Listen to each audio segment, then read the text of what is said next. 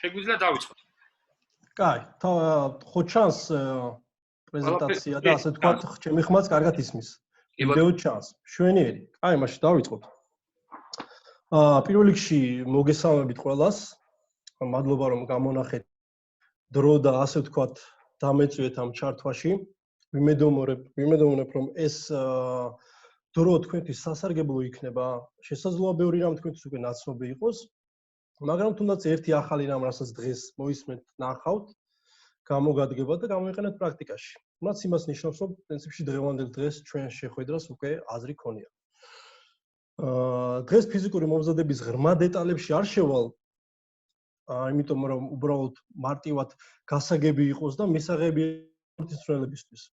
როგორც დავაკვირდით ზოგადად Zoom-ის საშუალებით ვიდეო მასალა საკმაოდ შეფერხებულად გადმოიცემა. ამიტომ სულ მხოლოდ 2 ვიდეო გვექნება ახლა, მაგრამ მე უკვე წინასწარ მაგ გაკეთებული ვიდეო კოლაჟი კონკრეტულად ამ შემთხვევაში დაცვაზე იქნება აქცენტირებულად. და ეს ჩვენი შეხვედრა რომ მორჩა, მე ამ ვიდეო მასალას ავტვირთვით, თქვენ უკვე შეგიძლიათ უკვე შეუფერხებლად ამ ვიდეოს ყურება. ეს შეხვედრაც როგორც თქვით უკვე იწერება და მეც ამასაც ჩვეულებრივ ნახავთ, როცა გენდობებათ. კითხვებსაც შეეხება, ალბათ უფრო კარგი იქნება თუ პროცესშივე გექნებათ კითხვები, პროცესშივე დასვათ, რომ აღარ დაელოდოთ თქვა დასრულებას და მე ასე რომ თუ პროცესშივე კითხვები აქვს, ან ჩეტში დაწერეთ, ან უბრალოდ მიკროფონის საშუალებით დასვით კითხვები და ვესწრები მაქსიმალურად გაგცეთ პასუხი. კაი, შევუდგეთ საქმეთ. პირველ რიგში მინდა დავიწყო იმით, თუ რა როლი აკისრია ფიზმომზადების წვრთნელს და ზოგადად ფიზმომზადებას თანამედროვე კალათბურთში და არა მარტო კალათბურთში, ხა ბევრ სხვა სპორტის სახეობაში. ზოგადად ფიზმომზადება ისეთი სახით, როგორიც არის ახლა, არც დიდი ხანია რაც ჩამოყალიბდა. ადრე რეალურად თუ გუნდი ფიზიკურად მოემზადებინა, უნდა რომ ფიზიკურად მოემზადება თავმოწვრთნელს, ან თვითონ საკუთარი გამოცდილებით და ცოდნით აკეთებდა ამას, ან უბრალოდ მიყავდა მძლოოსნობის მწვრთნელთან გუნდი, ძალოსნობის მწვრთნელთან, ან შეიძლება სატრენაჟო დარბაზში მიებარებინა რომელიმე ინსტრუქტორს. პრინციპში ას დღეს არის რეალურად გამონაკლისი უმეტესობა მწვრთნელს უწევს ამის გაკეთება და საკმაოდ მინდა გითხრათ საკმაოდ კარგადაც, მაგრამ ალბათ დამეთანხმებით, რომ კარგია, როცა ყველა მწვრთნელს ყავს ფიზმომზადების მწვრთნელი, რომელსაც ენდობა და თვითონ უბრალოდ ორიენტირებულია საკუთარ საქმეზე.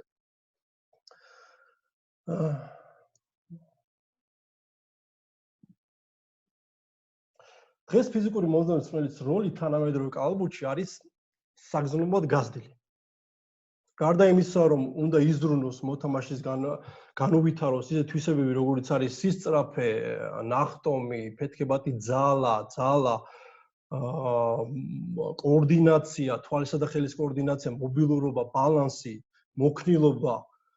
ამას კიდევ დავუმატოთ, რომ რაციონალური კვება უნდა შეუდგინოს და დაეხმაროს ამაში.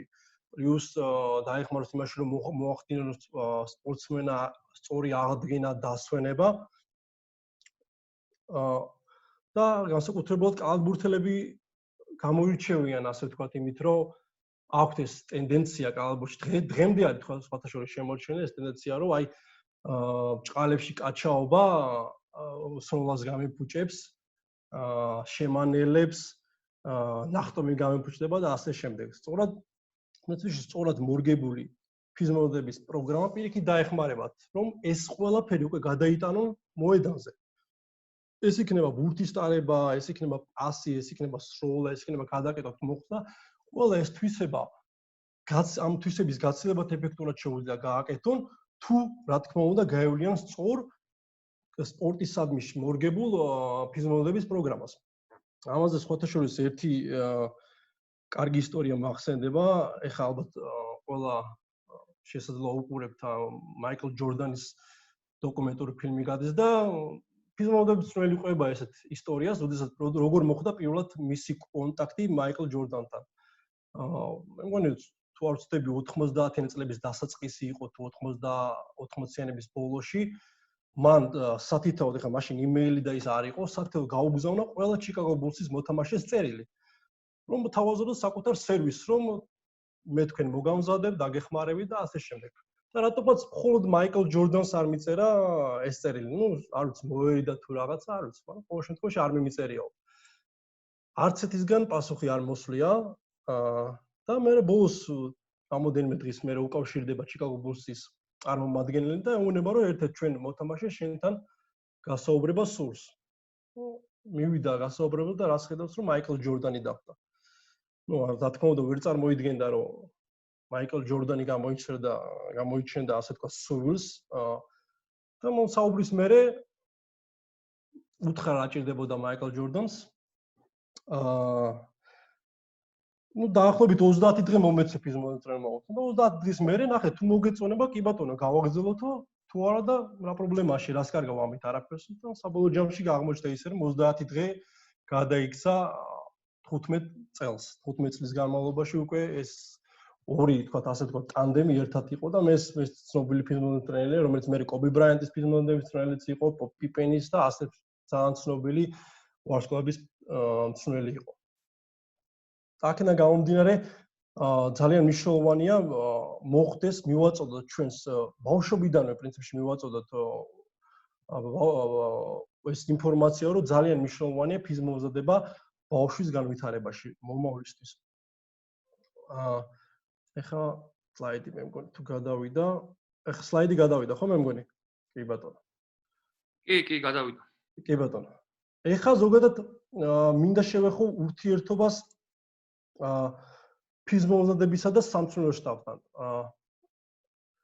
ეს კომუნიკაცია სხვათა შორის ეხლა როგორც ხდება თანამედროვე კალათბურთში და უფრო მაღალ დონეზე ელიტარულ კალათბურთში ცოტა განსხვავებული ვიდრე ადრე იყო და რაღაც პერიოდში ვითარდება ყოველწლიურად განსხვავებულ იმას იწევს.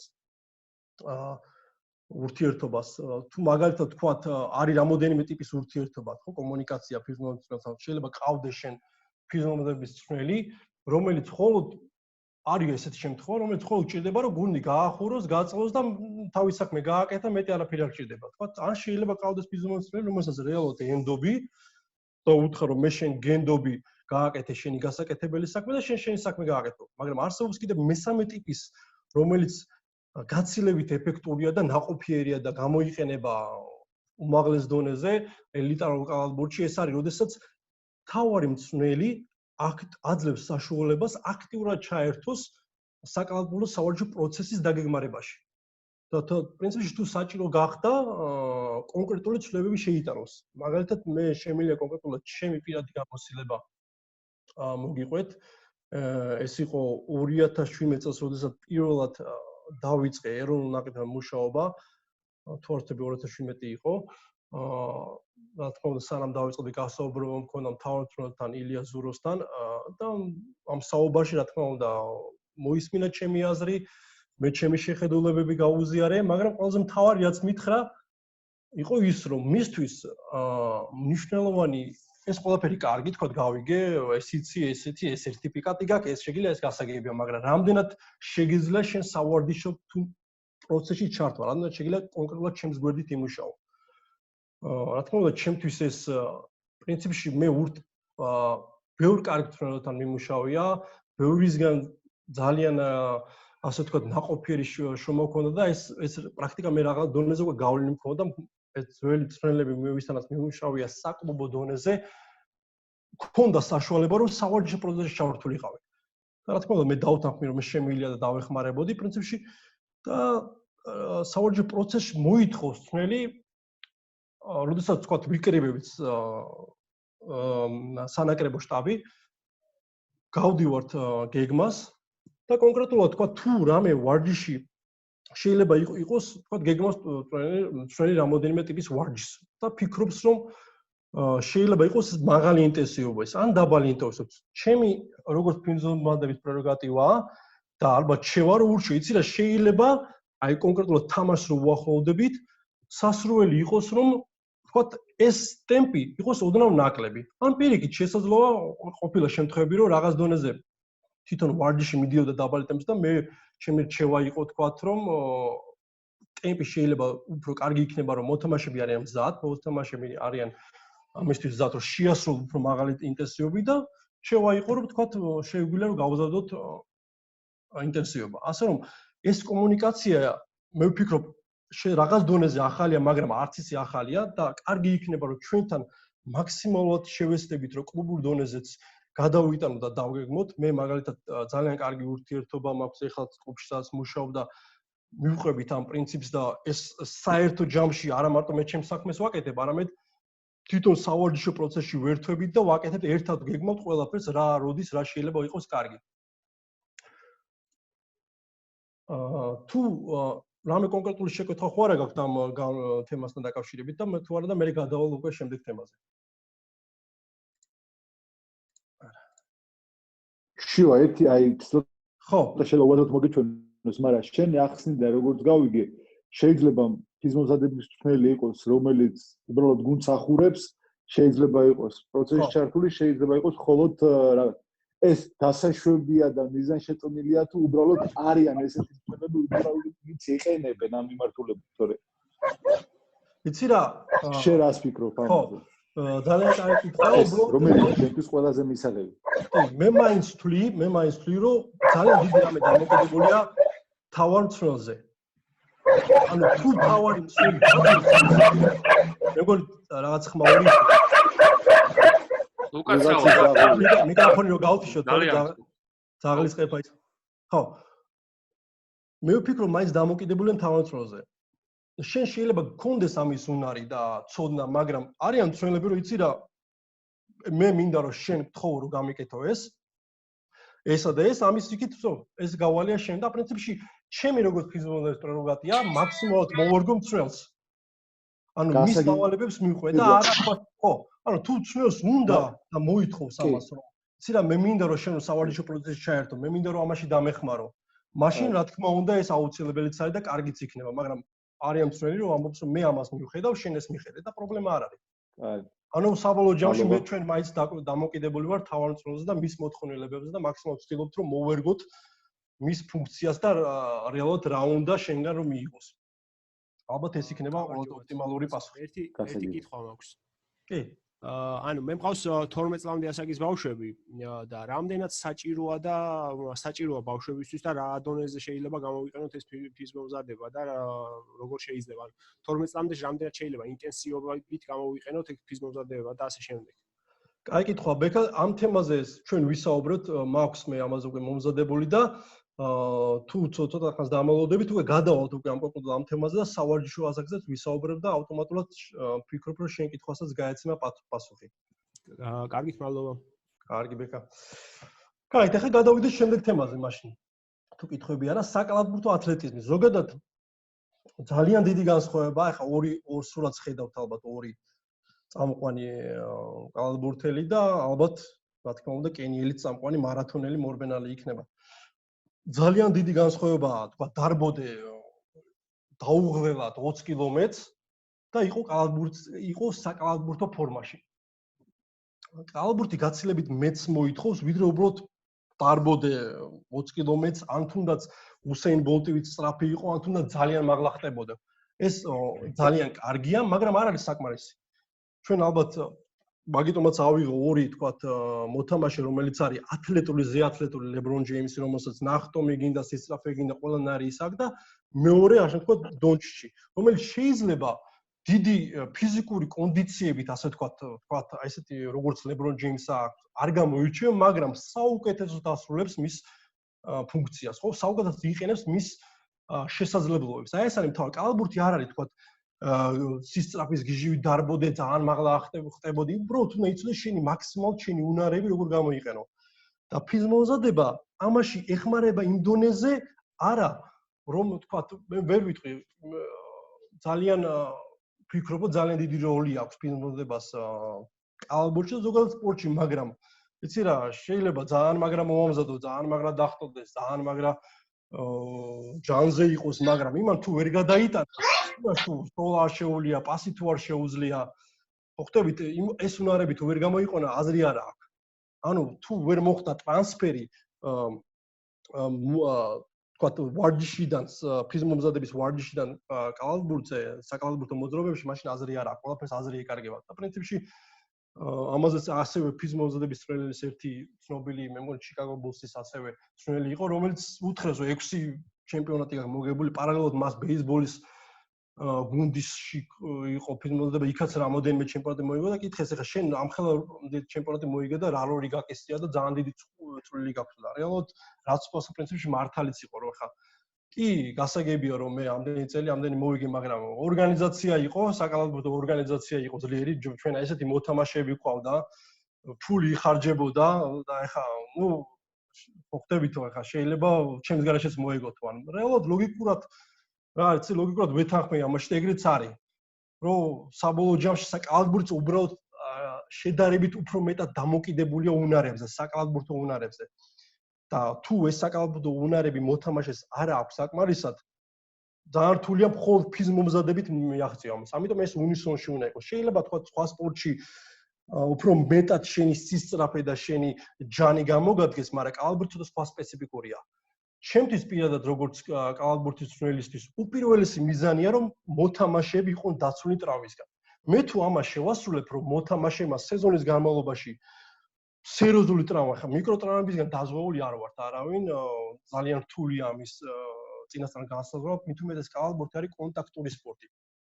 ჰაერში ხტები შენი სხეულის წონა მე რომ დაშვებისას ჩათვალე 8ჯერ შენი წონა როდესაც ხტები და დაშვებისას 8ჯერ თითქმის 8ჯერ მეტი შენი წონა ხდება წონას დატვირთვას იღებს შენი სხეული ამ იმხელა დატვირთვა არის ამიტომ ძალიან რთულია ამის განსაზღვრა წინასწარ რომ ტრავმის არიდება მაგრამ ჩემი უპირველესი მიზანი და ყველა მე ვფიქრობ ყველა ფიზმომზადების უპირველესი მიზანი იყოს რომ მაქსიმალურად დაიცვას მოთამაშე ტრავმისგან და ჯამთველი მოთამაშე და მით უმეტეს კლუბისთვის ეს უპირველესია როდესაც ჯამთველი მოთამაშე ხარ და მის აქვს უნარი ითამაშოს ეს არის უპირველესი ხა ტრავმირებული მაიკლ ჯორდანი არავის აღარ ჭირდება ხო თუ სკამზაზე ხარ ასე რომ ეს არის უპირველესი მიზანი და ამას ეს ასე მოთამაშეებმა უკვე უნდა იგრძნონ და ამათ აქედან დობა უნდა წამოვიდეს რომ ეს მათ დაეხმარება იმაში პირველ რიგში რომ არიდონ ტრავმა და იყვნენ ჯამთელი და ითამაშონ დიდხანს და ამავე დროს ეს იქნება 5%-ით დაეხმარო 10% არ აქვს მნიშვნელობა 5%-ით რომ დაეხმაროს თქვა ფიზმომზადება ეს არის ძალიან დიდი პლუსი თამაშის ბოლოს ოცდადა თამაში უკვე დასასრულისკენ მიდის 1%-ით როდესაც 1% გაქვს უპირატესობა მოწინააღმდეგეს უკვე დიდი პლუსია ამასთანავე მინდა ხა პატარა ელემენტარულად ფიზმომზადების კურსი ცოტა ღრმა არის მაგრამ მე მგონი ძალიან მარტივად შეგვიძლია ავხსნათ და კალათბურთის მწვრთნელების გასაგები იყოს რომელი არის დომინანტური ენერგიული სისტემა კალათბურთისთვის ხო ეხლა ორი სისტემა გვაქვს ჩვენ რომელზეც მუშაობთ თქვა ეს არის ანაერობული და აერობული თქვა პირველი არის ანაერობული იყოფა ორ დონედ ეს არის პირველი სისტემა რომელიც თვითონ 0.15 წამამდე მუშაობს მაგრამ ზოგადად საერთოდ გავგო ეს ცალ-ცალკე არც ერთი არ მუშაობს რაღაც დონეზე ეს სისტემა ყველა ერთდროულად მუშაობს მაგრამ დომინანტური თქვათ არის 0.15 წუთამდე ფოსფოკრეატინის სისტემა მერე 15 წამიდან იწვევა მეორე სისტემა როდესაც უკვე 15 წამიდან 2 წუთამდე მეორე სისტემა იწვევა და შემდეგში მოდის უკვე აერობული სისტემა რომელიც არის ოქსიდაციური დამოკიდებულია ჟანგბადზე და 2 წუთის შემდეგ უკვე ეს სისტემა იწვევა ძირითადად დომინანტური არის ეს სისტემა ეხლა საინტერესოა რომელი სისტემას იყენებს კალათბურთი აქ ახალი ცხრილი არის თქვათ რამოდენიმე სპორტისეც და აი ნახეთ პირველი 3 გრაფა რო წერია პირველი ფოსფოკრეატინი, მეორე გლიკოლიზის და მესამე აერობული ოქსიდაციური. კალათბურთის შემთხვევაში ნახე პირველ სისტემას, რომელიც არის 0.15 წამამდე 60%. ანუ დომინანტური არის ეს სისტემა კალათბურთის არის 60%. მერე მეორე სისტემა, რომელიც არის 15 წამიდან 120 წამამდე 20%-ით და მხოლოდ 20% არის აერობული. ანუ რაც რა არის აერობული, როდესაც გრძელ დისტანციებს დავარბივართ, ხო? თქვა ერთ ტემპში როცა დარბიხარ. აიღე, როგორც მარათონის მომბნელები არიან, ხო, სიტყვაზე, ხო, ერთ ტემპში დარბიან და აი ძირითადად დომინანტური მაგათთვის ეს აერობული სისტემაა. პირველი ორი სისტემა არის ფეთქებადი სისტემა, რომელიც მახასიათებელია ფეთქებადი და დინამიური სპორტის, როგორც არის კალათბურთი, თუნდაც ფეხბურთი. აი აქ რამოდენიმე სპორტი არის კიდევ და შეგიძლიათ ნახოთ.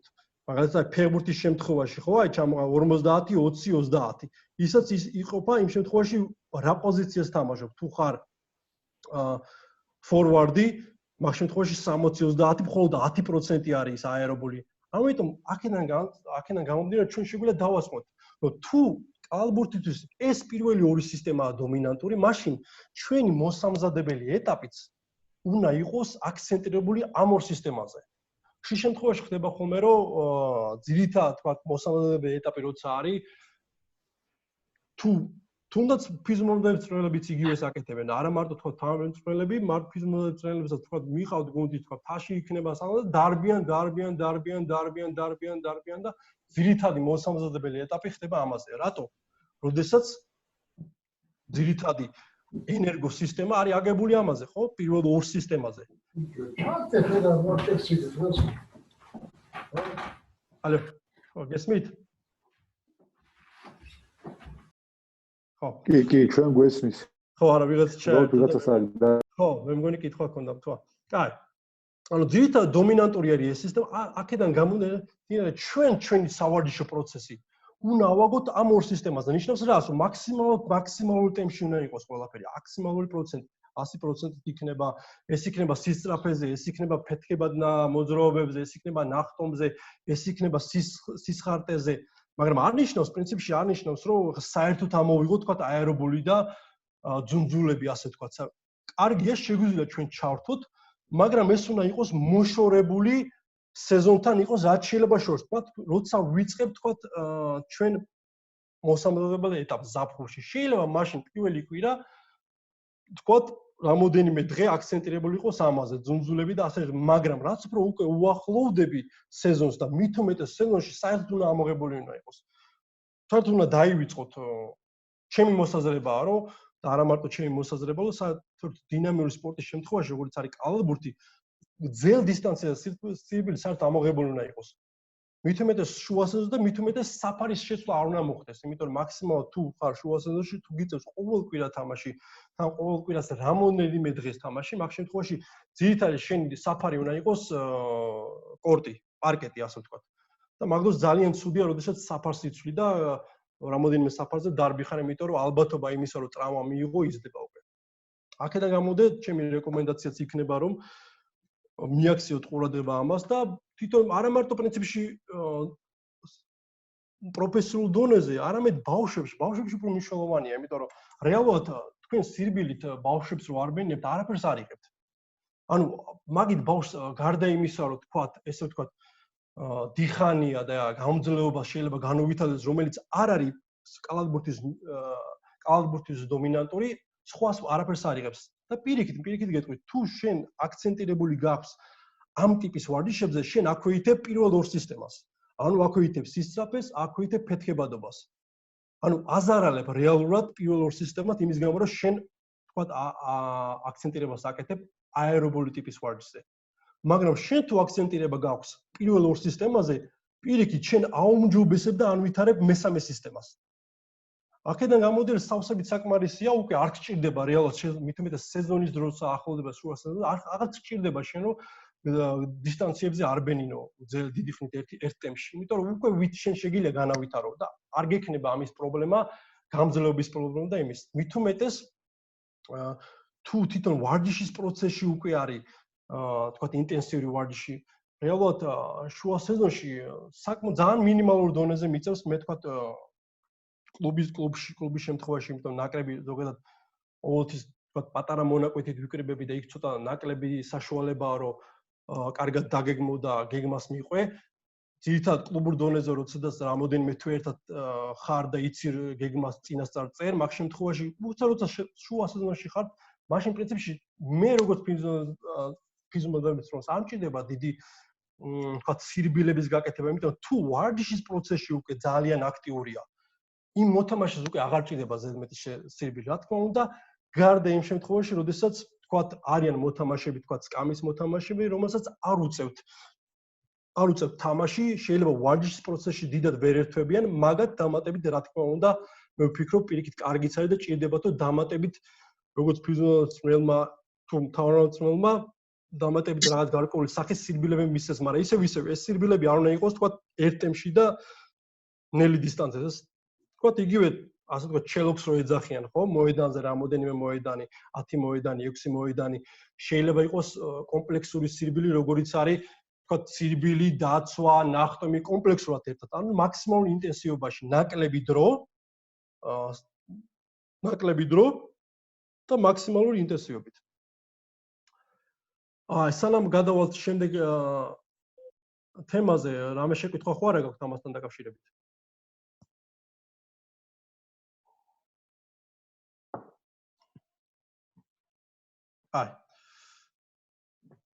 ეხლა ვისაუბროთ სავარჯიშო ასაკი, კითხვაც დასვეს, რა არის ოპტიმალური სავარჯიშო ასაკი. მე მაგალითად ფიქრობ და პრინციპში მიღებულიც არის, რომ დაახლოებით 8-12 წლის ასაკიდან უკვე შეგიძლია მე მგონი რაღაც ხო არ არის. ოფისში როგორ დგება ვარჯიშების სისტემა და კვირაში რამდენჯერ არის სასროლი ვარჯიში. ცენტრების როგორ არის. რაგბი როგორ არის განაწილებული?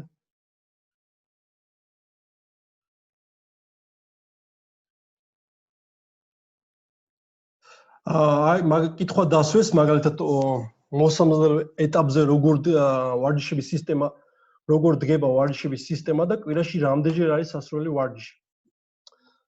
ეს პრინციპში დამოკიდებულია ახლა ჩვენთან მაგალითად კლუბურ დონეზე საკმაოდ გვიან ვიწყებთ ხოლმე მოსამზადებელი ეტაპს, რაც სამწუხაროა, პრინციპში შეიძლება ოქტომბერში იწყებოდეს სეზონი და იქიდან გამომდინარე, რა თქმა უნდა, მესმის რომ ფინანსური საკითხები არის, ფინანსური მხარე არის და გუნდი შეიძლება მაქსიმუმ ერთ თვით ადრე დაიწყოს ვარჯიში, შეიძლება დაიწყოს 2-3 კვირით ადრე დაიწყოს მომზადება, რაც ძალიან ცოტა არის.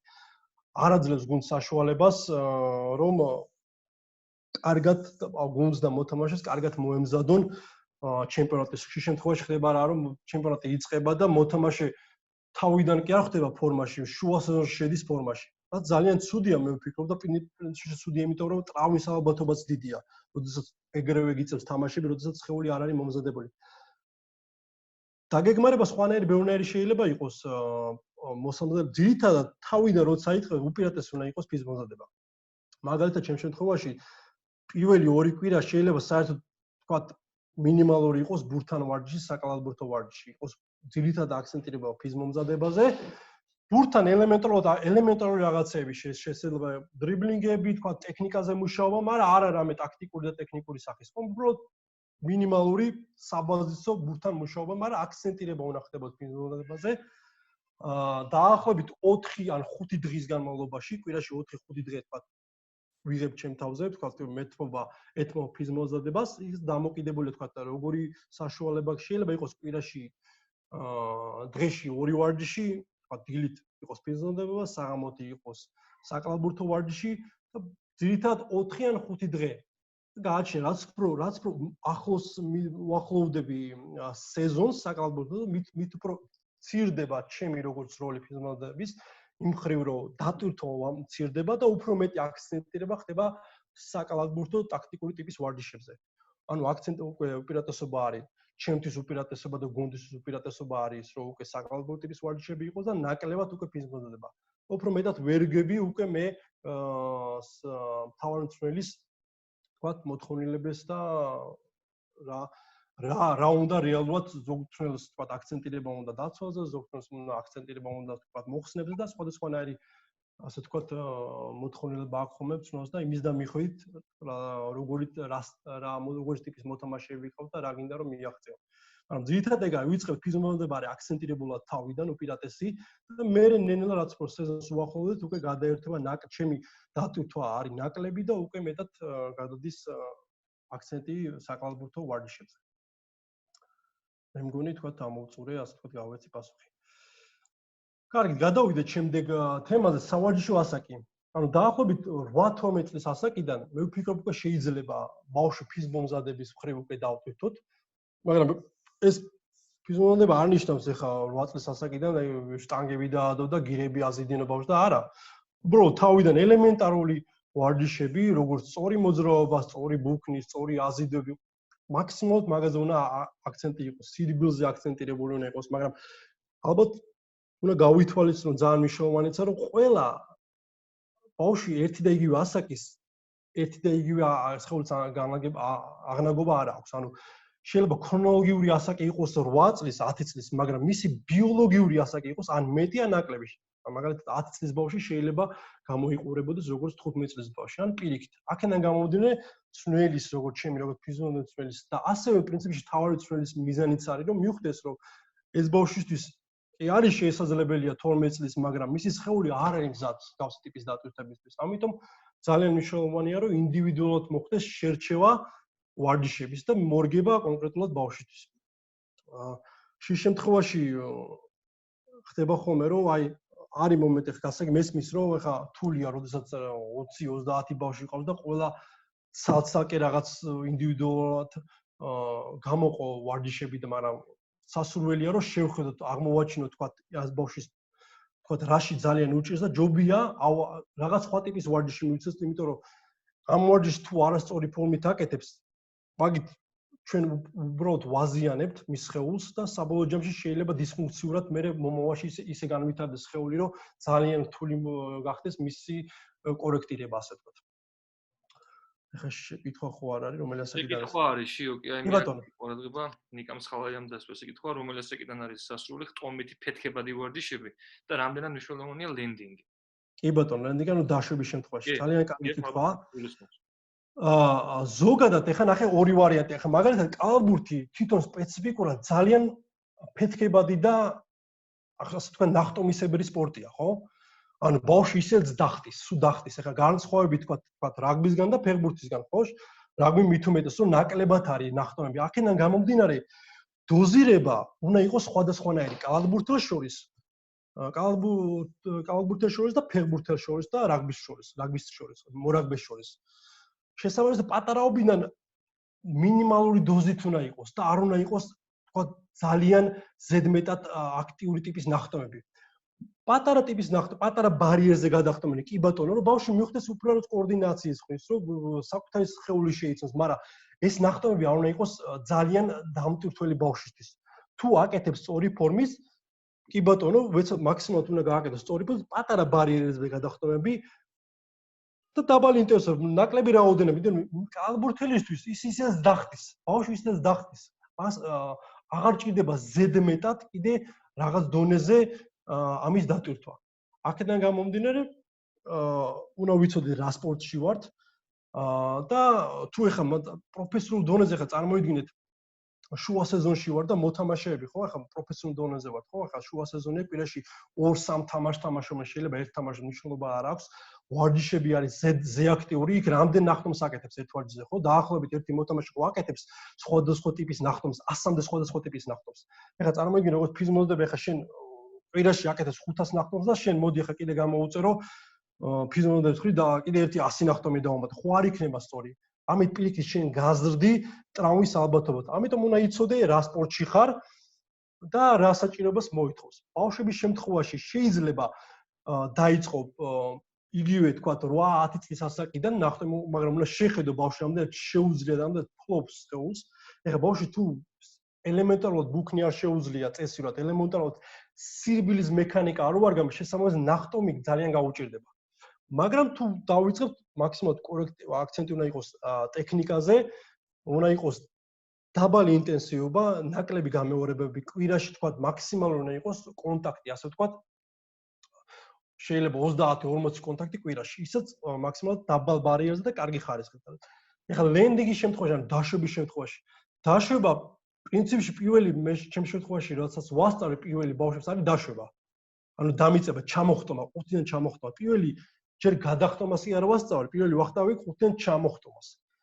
და ამის შემდეგ ხდება უკვე ტრანსფერი, თქვა, გადახტომაზე. ამიტომ კარგი შეკითხვა იყო, თუ დავიწყებთ ნახტომის ბავშვებთან, პირველი ყოველთვის უმჯობესია, რომ დავიწყოთ ნახტომებით, რომ ბავშვმა შეძლოს უნარი ამის, თქვა, დაშვებისას სხეულის წონის ათვისება და გადანაწილება. ანუ ვიწყებთ დაშვები და შემდეგ თუ ამაში პრობლემები არ არის, ნახავთ რომ მექანიკა კარგი, მე უკვე გადავდივართ უკვე ბარიერებზე, პატარა ბარიერებზე ნახტომებს. არანაირი დიდი ბარიერები, არანაირი ბარიერები, რომელიც თქვა ნახტომები არის 2 წუთის განმავლობაში რომ დახტიან, აი არანაირი შედეგი არ ექნება ბავშვს. იმიტომ რომ ხარისხი იკარგება, იმიტომ რომ ეს ფეთქებადი ტიპის ვარჯიშები თავარი მიზანი არის ხარისხი. შენ არ აკეთებინე ფეთქებადი ვარჯიშებს, იმიტომ რომ დაიღალოს. უკვე ფეთქებადი აღარ არის. ანუ უნდა იყოს მოკლე და უნდა იყოს მაქსიმალური ხარისხი. შესაბამისად ნახტომი და ნებისმიერი ვარჯიში რომელიც არის სისწრაფეზე მეტი უნდა იყოს სპეციალისტთან გაიგივებული და არანაირად დაღლილობასთან გაიგივებული. ხო არ იყო რაღაც შეკითხვა მე მგონი? მე მაქვს ირაკლი შეკითხვა. აბა გისმენ. ირაკლი, ბევრი მითი ვრცელდება ამ საკვებ დანამატებთან დაკავშირებით. ხო და მაინტერესებს რა ასაკიდან არის რეკომენდებული და რა ტიპის ვიტამინი და ანუ ვეხმარებით მაგით თუ ხელს უშლით თუ საერთოდ შედეგი, ანუ მაგასთან დაკავშირებით მაინტერესებს როგორ მოვიქცეთ, რა ასაკიდან მივცეთ, რა მივცეთ და როგორ ექსპერტი. კარგი თემა. მე ვფიქრობ ამ თემისთვის პრინციპში არ არის მარტივი პასუხი ამაზე გადასაცემი, ანუ თალკე შეიძლება ამაზე ჩატარდა, მაგრამ უბრალოდ მარტივად რო გითხრათ, ძალიან მნიშვნელოვანია, თქვათ, ვიცოდეთ რა საკვებ დანამატებზეა საუბარი. ვიცოდეთ თუ ჭირდება, ჯერ პირველ რიგში უნდა ვიცოდეთ ბავშვს თუ ჭირდება საკვები დანამატი. რა სახის საკვები დანამატი? არიან ბავშვები მაგალითად ჭირდება საკვები დანამატი, შეიძლება თქვათ ჩავატაროთ ამაზე ანალიზი, მაგრამ არის თქვათ მარტივად შეიძლება რომ მაგალითად დეფიციტი ყველა თქვათ 95% დეფიციტი ბავშვებში და არა მარტო ბავშვებში, მოსახლეობის 95% დეფიციტი აქვს დ-ვიტამინის. ანუ დ-ვიტამინს რეალურად მზისგან ვიღებთ, მაგრამ რა თქმა უნდა არ არის ის რაოდენობა, რომელიც რეალურად ორგანიზმს ჭირდება ნორმალური ფუნქციონირებისთვის. ხშირ შემთხვევაში დ-ვიტამინი არის, რომელიც არის ნაკლებობას განიცდის ორგანიზმი. შესაძლოა მაგალითად ბევრი თქვათ ამაზე კვლევა მიმდინარეობს თევზის ქონი, იმიტომ რომ ბავშვი თუ თქვათ არ ჭამს თქვათ თევზის სახეობას ბევრს დეფიციტის განიცდიდეს და შესაძლოა ამის თქვათ დამატებით დანიშნა. ასევე ცილოვანი საკვები დანამატები თუ ბავშვი თქვათ ვერ იღებს ცილოვან საკვებ დანამატებს, როგორც არის ხორცი სახით, კვერცხის სახით, ძის პროდუქტების სახით, ასევე მცენარეულებში შედის ცილები, შესაძლებელია თქვა დამატებით სახით დაუნიშნოთ, მაგრამ ეს ყოველ შემთხვევაში ამას თვით დაუნებურად არც მწვრთნელმა არ უნდა მიიღოს გადაწყვეტილება, უნდა ჯობია აუცილებელი რომ გაესაუბროს პროფესიონალს, სერტიფიცირებულ პროფესიონალს თუ იქნებათ. ამ შემთხვევაში თქვა ფიზმომზადების, პრინციპში ფიზმომზადების ერთ-ერთი ფუნქცია არის, უნდა იცოდეს ნუტრიციოლოგია და მისი პროფესიაც არის. შესაბამისად, თუ არის კვალიფიციური ფიზმომზადება, გავესაუბროთ ფიზმომზადებას, გავესაუბროთ ექიმს, რომელიც არის კვალიფიცირებული ამ შემთხვევაში და მე უკვე მივიღოთ გადაწყვეტილება და არა უბრალოდ მშობელმა გადაწყვიტოს, რომ მოდი იცი რა, მე ვფიქრობ, რომ ამას ესაკლია და მივაღებინო. მაგრამ შეგეკითხები, ანუ კონსულტაციით ხო არ შეიძლება გაიგოს, ანუ ანალიზი უნდა გააკეთოს თუ უბრალოდ ლაპარაკში შეიძლება გაარკვიო, ჭირდება თუ არა. აი ხა ზოგადად აი დეფიციტი რასაც აი როგორც გითხარით დეფიციტი შესაძლოა უნიშნავენ კიდევაც ზედმეტი ანალიზის გარეშე არის დ-ვიტამინი და ომეგა-3 იმ შემთხვევაში თუ ბავშვი არ იღებს თევზის სახით არაფერს თევზის სახით, იმიტომ რომ რეალურად ომეგა-3 თევზში შედის, ანუ შედის მცენარეულში თქვა ზოგიერთ ხილში, მაგრამ ის რაოდენობა მაინც არ არის. ამიტომ შესაძლებელია თქვა თუ ბავშვი საერთოდ არ იღებს თევზის სახეობას, არ იღებს არანაირ საკვებს, რომელიც ან იღებს მინიმალური დოზით რომელიც არის რაც შეიცავს დ-ვიტამინს, შესაძლებელია რაღაც დოზები დაუნიშნოთ, მაგრამ კარგი იქნება ასე ვთქვათ კონსულტაცია რომ გავიაროთ. ასევე ცილოვანი საკვები დანამატი როგორც გითხარით, შეიძლება ახლა მაგალითად მე ამაზე სხვათა შორის კარგი მაგალითს მოგიყვა. ერთ-ერთი ჩემი სპორტსმენი რომელიც ჩემთან ერთად დარდის, იყო ამერიკაში. ამერიკაში როცა იყო 14 წლის, ჩავიდა იქ ამერიკაში ერთ-ერთ ფიზმომზადების ცენტრში, სადაც იმ ცენტრში სხვათა შორის დონჩიჩი ემზადება მგონი შენგელიაც იყო ზაფხულში და ბევრი ძალიან მაღალი დონის სპორტსმენი ემზადება. რომ ჩავიდა უბრალოდ გამოკითხეს ბავშვის თქვა გამოკითხეს რას იკვებება, როგორ იკვებება, ანალიზი არ გაუკეთებია და უბრალოდ გამოკითხეს ბავშვს, კითხეს რას იკვებება და ელემენტარულად არც უკითხეს, არც შობელს კითხეს, რა ეგრევე დაუნიშნეს პროტეინი და კრეატინი. ვარჯიში რომ მორჩა გაუკეთეს პროტეინი, კრეატინი და დალიეო. ეხლა რეალურად ამხელა ორგანიზაცია რამით რომ ცუდი იყოს თქვა სიტყვაზე ხო თქვა ეს პროტეინი ზოგადად ეხლა ბევრ შემთხვევაში თუ ინფორმაცია არა გონია რაღაც ქიმიური დანამატი პროტეინი უბრალოდ ცილა არის რომელიც ბუნებრივი ცილა არის და ძისგან ხდება დამუშავება თქვა ამუშავებენ ძისგან და რა თქვა ნაკლები ცხიმი არის ნაკლები ნახშირწყლები და სუფთა ცილა არის და მერე ფრქნილის სახით იღებენ თუ თქვა კაი ხარისხის არის პრობლემა არა შეიძლება ბავშვს დაუნიშნოს აქედან გამომდინარე ხა იმ ხელა ორგანიზაცია და თუ 14 წლის ბავშვს დაალევინეს ეს შესაბამისად ნუ ეხა მე მგონი გვაქვს იმის თქვა შესაძლებლობა რომ ვივარაუდოთ რომ ეს არ არის ხა ის სახიფათო და რაღაც ქიმიური დანამატი და სახიფათო და ბავშვო ავარიდოთ ასე თქვა თავიდან. ამიტომ მითები არის მაგ დონეზე რომ პროტეინი არის შეიძლება ბავშვიც ეს არის ქიმია, არ არის ეგრე, უნდა ვიცოდეთ რეალურად რასთან გვაქვს სამუშაო, რა პროტეინი რას ნიშნავს. უნდა ვიცოდეთ თქვა კონკრეტული ბრენდი თუ არის ხარისხიანი, როგორც ყველაფერში ხარ ნებისმიერ საკვებს რო ვიღებ კიდევ ჩვენ ბაზარში ხო ამოწევთ ჩვენ შემოწმებულია თუ არა ის ხორცი თქვა ის გენ მოდიფიცირებული თუ არა, ესეა ყველაფერზე თქვა ბრენდი უნდა ვიცოდეთ რამდენად კარგი ბრენდია და მერე უნდა მოხდეს ამაზე ამის მიღება, მაგრამ კიდევ ერთხელ ეს უნდა გადაწყვიტოს, თქვა იმ შემთხვევაში კონკრეტულად იმ ბავშვის შემთხვევაში იყო იქ თვითონ ცენტრი იყო და იმათმა იცოდნენ რას საძლევდნენ ბავშვს და აქედან მიიღეს გადაწყვეტილება და არა უბრალოდ თვითნებურად ბავშვმა იცი რა მე მინდა ეხა პროტეინი და წავიდეს შევიდეს მაღაზიაში და იყიდოს და კაცმა არ იცის რა ბრენდი იყიდა და რა შემცველობა აქვს. ამიტომ მაინც ჯობია რომ თვითონ ბავშვმა თვითნებურად არ მიიღოს.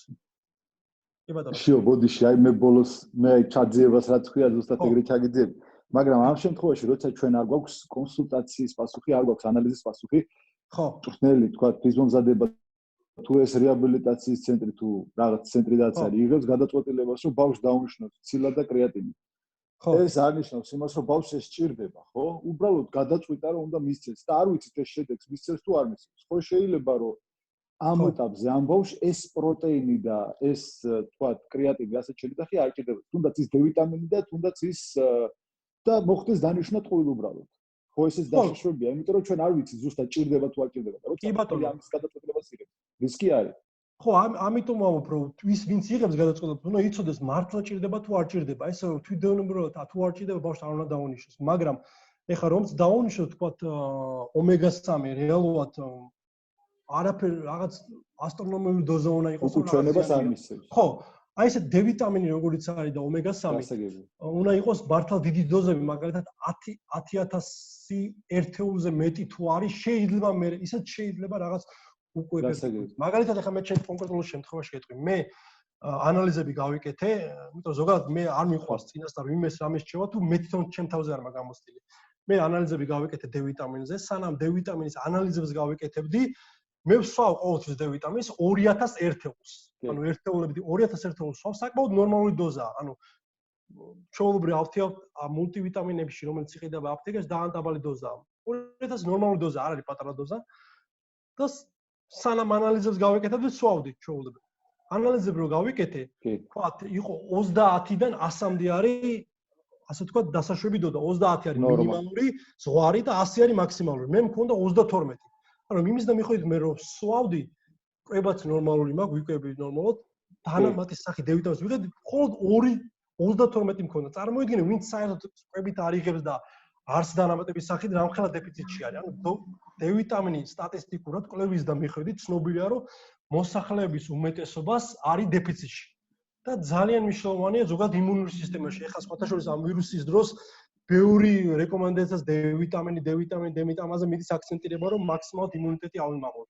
ანუ არის კონკრეტული რაღაცები, რომელიც შეიძლება რაც არ გინდა დალიო რაღაც დოზა, ძალიან ასტრონომიული სახით რაოდენობა უნდა იყოს, რომ რაღაც უკვე შედეგი მოხდეს. მაგალითად C ვიტამინი, რომელიც არის წყალში ხსნადი და რომ დალევ თუ არა მარტივად თუ ზედმეტი არ ეგრევე შარდის სახით გამოდის, ანუ დიდხანს არ რჩება ორგანიზმში. გასაგები. აქედან ხო, აქედან მაგრამ ცილაც იგივე საკითხია, ხო.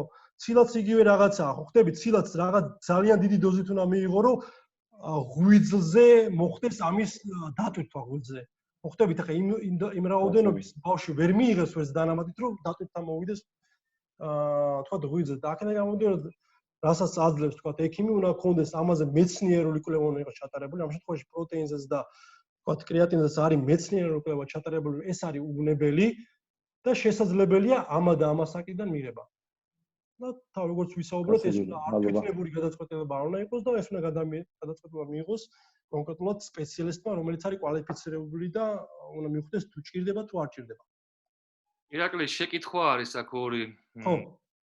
ანჯი ფერანიძე წერს, რომ დამატებითი წონის ფეხზე მოვმაზე ან ხერხემალზე ღერძის ხტომაზე რა აზრის ხარო?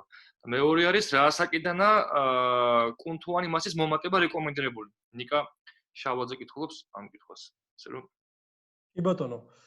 ესე იგი პირველი ღერძის ხტომაზე მე მაქსიმალურად თქვა თქო ზრუზე დადებული ტიპის ღერძით ხტომაზე ვერიდები პატარა ასაკებში. არ ვაკეთებინებ, მით უმეტეს თუ ის ზრდის პროცესია, მაქსიმალურად ვერიდები, თქვა მსგავსი ტიპის ვარჯიშებს, იმიტომ რომ თუ ტექნიკა ჯერ ერთი ტექნიკა არის მთავარი, რომ ვიცოდეთ რა ტიპი როგორი ტიპის თუ ღერძის გარეშე ბავშვის ტექნიკა მორღვეულია ნახტომის, შესაბამისად ალოგიკურია და ყველანაირ ას მოკლებულია ბავშვის დამატებით წონა დავადო და იმით ვახტუნაო. აქედან გამოდის რომ რთულია, როცა ზრდის პროცესში არის ბავშვი, მსგავსი ტიპის ვარჯიშები შეიძლება საზიანო იყოს. მაგრამ აქედან გამოდის ვიცოდეთ ეხლა ბავშვის სხეული მომწიფების ასაკი სხვადასხვანაირია. თუ სხეული მომწიფებულია და მისი ტექნიკური მოძრაობა დამაკმაყოფილებელი კარგი, შეიძლება დამატებით წონით, მაგრამ შეიძლება ეს არ იყოს, თქვა ზუგზე დაადო შტანგ, შეიძლება უბრალოდ წონა დააჭერინო წინ, თქვა ძიმე ბურთი დააჭერინო, შეიძლება ძიმე ჟილეტი ჩამოკიდო და მაგის სახით მოახდინო ნახტომის ტიპის ვარჯიშები. და თუ ფორმა დამაკმაყოფილებს შესაძლებელია, მაგრამ ასე თქვა უნდა ვიცოდეთ ბავშვის მდგომარეობა, რამდენად შეუძლია ამის გაკეთება თვითონ წონის გარეშე და მერე უკვე ნენელად დამატებით წონა ჩავრთოთ. მით უმეტეს ახლა კალათბურთელების შემთხვევაში ზოგადად კალათბურთელის სხეული გვიან ყალიბდება. არის ხოლმე მომენტი, როდესაც თქვა შეიძლება 18 წლის უკვე ჩამოუყალიბდეს, მაგრამ მოჭიდავე შეიძლება 15 წლის უკვე მომწიფების ასაკი გავლილი აქვს უკვე. და ყველანაირ გიჟივით არიან ხოლმე, ყველანაირ დატვირთვას იწევენ, შტანგას კი არა, რა ვიცი. ერთმანეთს ისვავენ და დახტიან და დარბიან და არანაირი პრობლემა არ შეექმნას. კალათბურთის სპეციფიკა ცოტა სხვანაირი, კალათბურთელის სტრუქტურა სხეულის სხვანაირად ყალიბდება, უფრო გვიან ყალიბდება, მომწიფების ასაკი ცოტა გვიანია. ძვალი უფრო სწრაფად იზრდება და კუნთოვანი სისტემა ვერასწრებს. აქედან გამომდინარე, აი ესეთ რაღაცებს ცოტა ფრთხილად უნდა ვიყოს და უნდა დავაკვირდეთ, რამდენად შეუძლია ამის გაკეთება ბავშვს. და თქვა ასე ვთქვათ, მე უკვე ჩამივიღოთ ამაზე გადაწყვეტილება. ისე რომ უნდა გავითვალისწინოთ რეალურად ინდივიდზე არის მორგებული თუ არა ეს ვარჯიში. ხო, მეორე კითხვა იყო, როდის შეიძლება კუნთოვანი მასის მომატება, ხო? აი, ცადეთ. კი, ეს იყო მეორე შეკითხვა, ისევ დაემატა კიდე რამოდენიმე შეკითხვა ასე რომ შეგიძლია. ეხავე.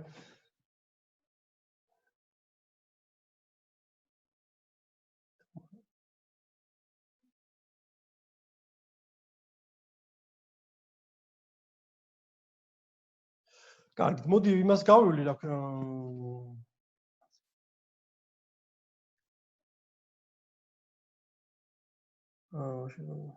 აი, ვეცდები ხა, ყველა შეიძლება უცებ ვერ უპასუხო, ვეცდები რამოდენიმე კითხვას გავუცე პასუხი, თუ არა და რომ დავასრულებთ, მე კიდე კარგად გავივლი, რომ მე ძალიან არ გაგვიგრძელდეს და გავიაროთ თემები. ზოგადად კუნთოვანი სისტემის გაზდა ახლა თქვა შესაძლებელია გარკვეული ინდივიდუალური აქაც ზოგი ბავშვი ძალიან რთულად იმატებს თქვა კუნთოვანი მასაში, ესაც გენეტიკაზე არის ძალიან ბევრი რამე დამოკიდებული. ლოგისთვის ძალიან მარტივად ხდება. ამიტომ ამაზე ესე აქცენტირება ეს ბუნებრივად უნდა წამოვიდეს, ეს რამე დამატებით რომ ამაზე ვინეროლო ჩვენო იცი რა კუნთოვანი მასა პატარა ვერ იმატებს და რაღაც ზედმეტი რაღაცები ჩარევები მოვახდინოთ, ეს არ ხდება. ალბათ გენეტიკა არის, მაგრამ კევინ დურანტი საერთოდ არ ჭირდება მაგას, ხო?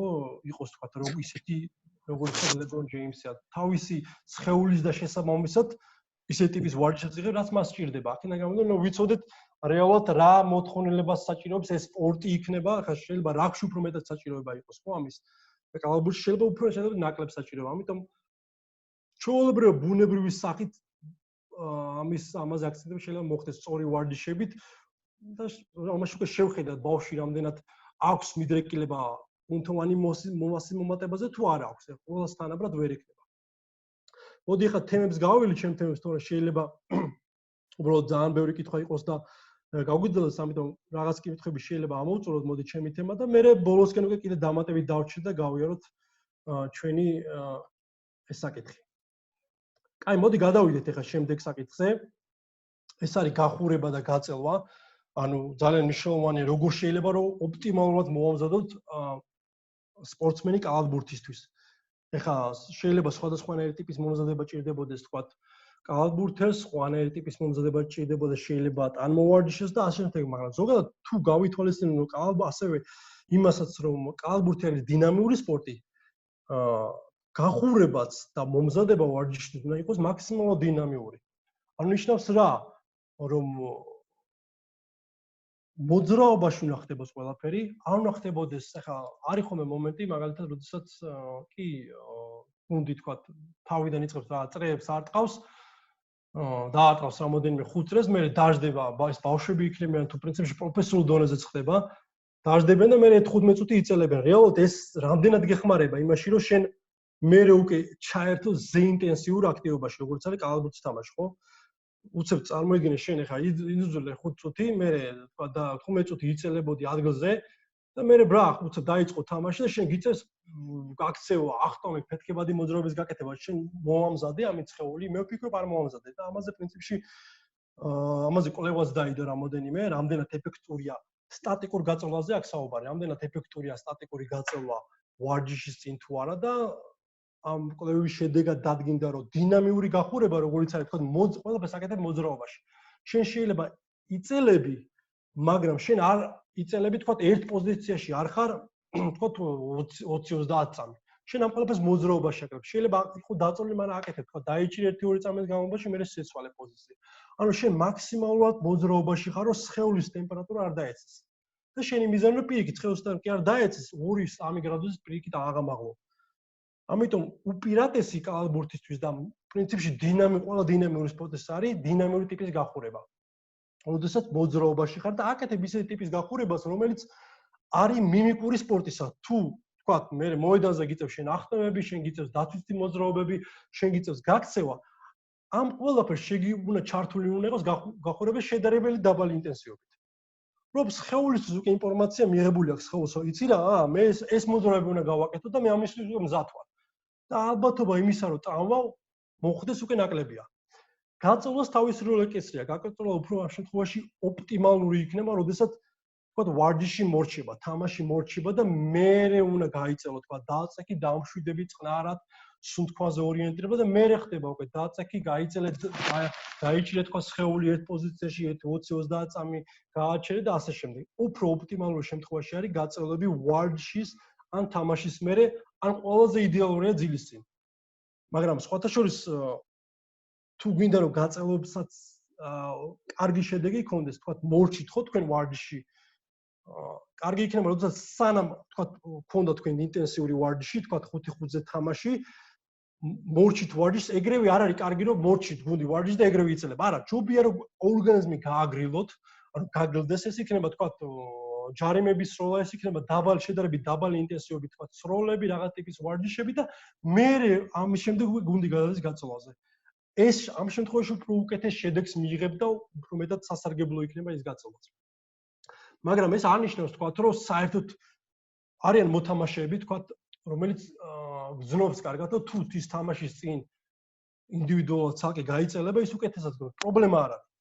მე არანაირი პრობლემა არ მაქვს, პირიქით თუ მოთამაშე გზნობს რომ თუ ამ გაწევლას კონკრეტულ გაწევლას გააკეთებს ის უკეთესად იგზნობს თავს, გადასარევია. არანაირი შეძლება ამაზე არ უნდა იყოს, მაგრამ უშუალოდ როდესაც გუნდი გადავა, მთლიანად ერთად გუნდი გადავა გახურებაზე, მაგ შემთხვევაში ოპტიმალური ვარიანტი უკვე არის დინამიური ტიპის გახურება. აი სხვათა შორის ეს მე კვლევა ჩაატარეს, რამდენად რა ტიპის ვარჯიში ამცირებს ტრავმის ალბათობას. და სტატისტიკურად მე ნახე მეცნიერულად დაგვიქცდა, რომ მხოლოდ 20% მოდის გაწევლებიდან. ოსა, ბოდიში 4%. ანუ 4% მოდის გაწევლები 4% ამცირებს ტრავმას. შემდეგი მოდის multiple exposure, შემდეგი არის ეს თქვა სხვადასხვა სპორტული აქტივობების ჩართვა. ან მაგალითად თუ ხარ კალათბურთელი, შეიძლება ფეხბურთი ითამაშო, შეიძლება ხელბურთი ითამაშო, შეიძლება ჩოგბურთი ითამაშო, ძალიან მნიშვნელოვანია ეს სხეულის განსავითარებლად.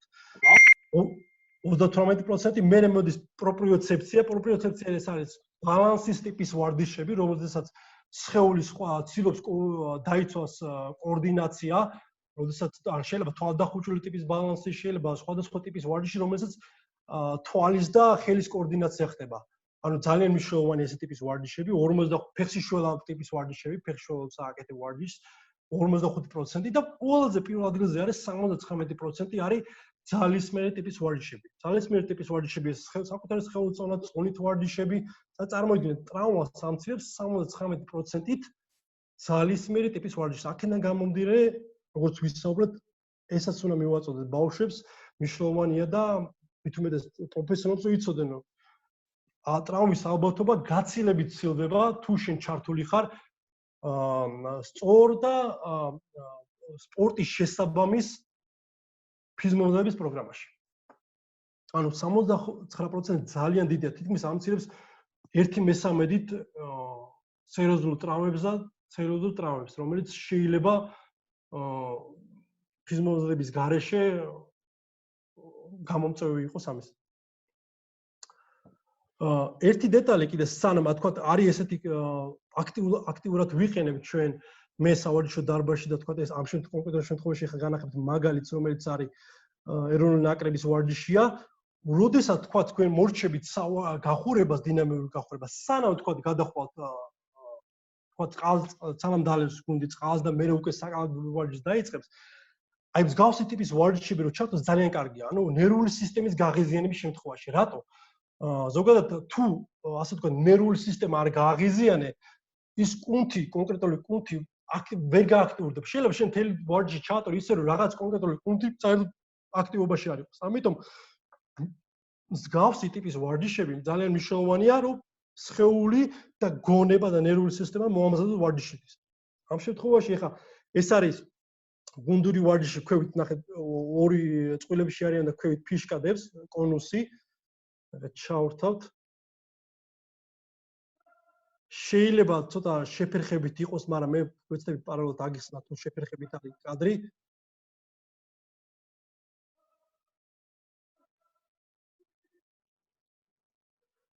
ვარჯიში.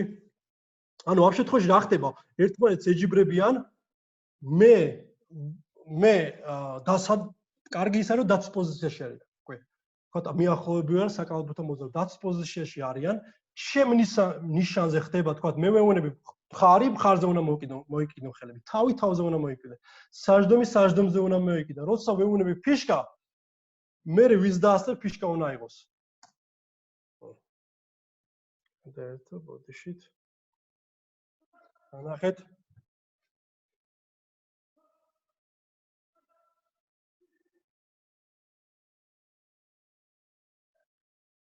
კაი არ ვითარებს როგორც რეაქციას.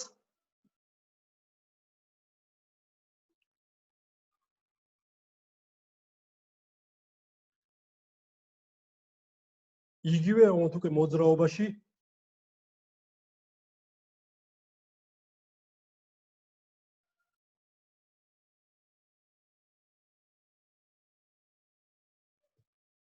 ანუ კარგი ამ შემთხვევაში რა არის ის რომ ჯერ ერთი რომ მოთამაშეები ხალისობენ, რაც ძალიან მნიშვნელოვანია უკვე ვარჯიშის მოსამზადებლად. ხალისობენ, ამავე დროულად ხდება ნერვული სისტემის გაღიზიანება. რატო? იმიტომ რომ ფოკუსირებული არიან. ხა უბრალოდ კი არ ხვდებიან დინამიურად და ეს დაიჭირა ერთი სხეულის ნაწილი მოკაჩე მეორე და ეს მონოტორულ მოძრაობას კი არ აკეთებ, უბრალოდ აქვე ხდება ფოკუსირება რაღაც მიზანზე. და ამავე დროს ერთმანეთს ეჯიბრებიან. აი მსგავსი ტიპის ვარჯიშები ძალიან კარგი იქნება შეგიძლიათ ჩართოთ. აი დინამიურ გახურებას მორჩებით, მე ეს რამ დაგჭირება სულ რაღაც 3-5 წუთის განმავლობაში და მე უკვე გადავლენ და წყალზე და მე უკვე თქვა ჩაერთვენ საკალათბურთო ვარჯიშებში.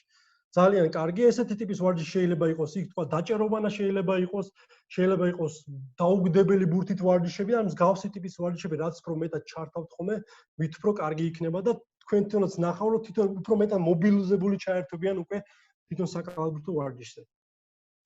ეხლა მეორე ესეთი კვლევა არის, ხოთაშორის ძალიან კარგი და მე მგონი გამოსადეგი და რაც ფიქრობ გამოგადგებათ, ეს არის 22 ამ შემთხვევაში ფეხბურთელებზე ჩაატარეს კვლევა. 22 ფეხბურთელი, ელიტარული ფეხბურთელი აიღეს და შეადარეს, თქვა, ის ფეხბურთელები, რომ ტაიმებს შორის გახურებაზე არის საუბარი. აიღეს, თქვა, ერთი გუნდი, რომელიც ტაიმებს შორის საერთოდ არ ხურდებოდა, პასიურად ისვენებდა უბრალოდ, თქვა, 15 წუთი იქნება, 20 წუთი არაფერს არ აკეთებდა და ისვენებდა და მეორე გუნდი, რომელიც დაბალი ინტენსივობით ხურდებოდა.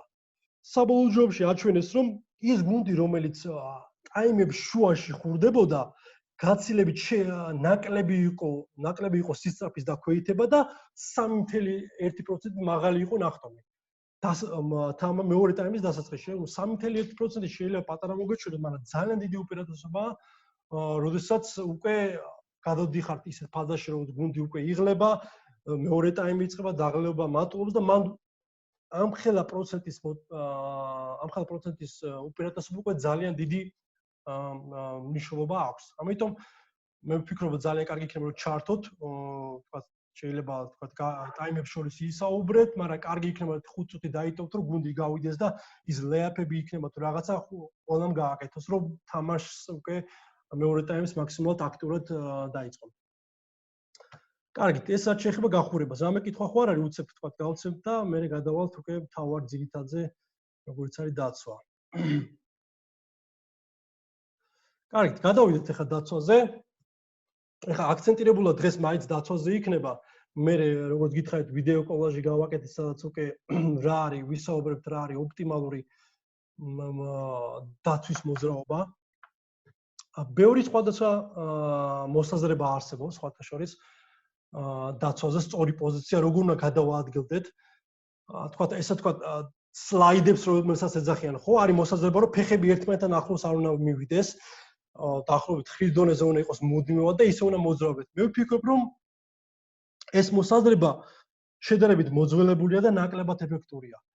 და რატომ ამას თქვა, მე ვნახავთ პატარა ვიდეო კოლაჟი მაგალითად მომზადებული და ვნახავთ როგორ ასრულებენ თქვა მაღალი დონის საუკეთესო დაცვითი ტიპის მოთამაშეები ამ მოძრაობას.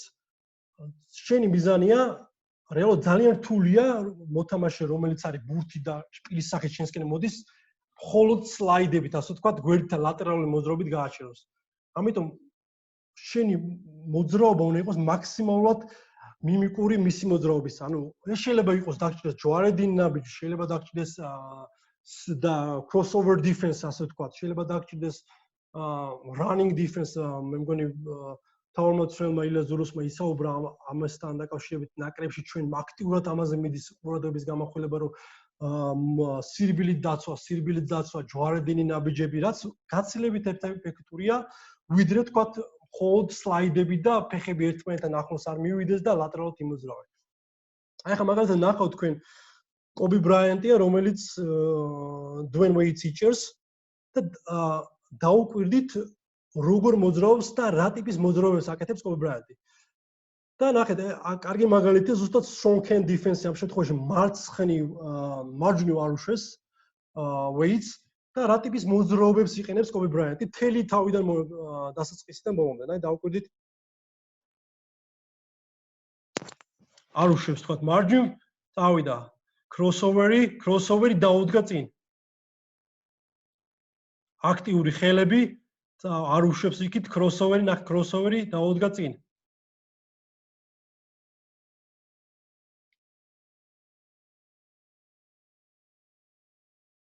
ბოლოს გარბენის გააკეთა. დაუკვირდით მოძრაობებს აქცან მე ალბათ ამჩნევთ რომ არანაირად თქვა ფეხი შეიძლება ახლოს მივიდეს, შეიძლება ჯვარედინი წავიდეს, ნაბიჯი გააკეთოს, არა პრობლემა არ არის. პირიქით უფრო ეფექტურია ესე დაცვა. ამ შემთხვევაში დაუკვირდით მოძრაობებს ჩამჯდარი, აქტიური ხელები, ერთი ჯვარედინი, crossover step, მიუახლოვდა.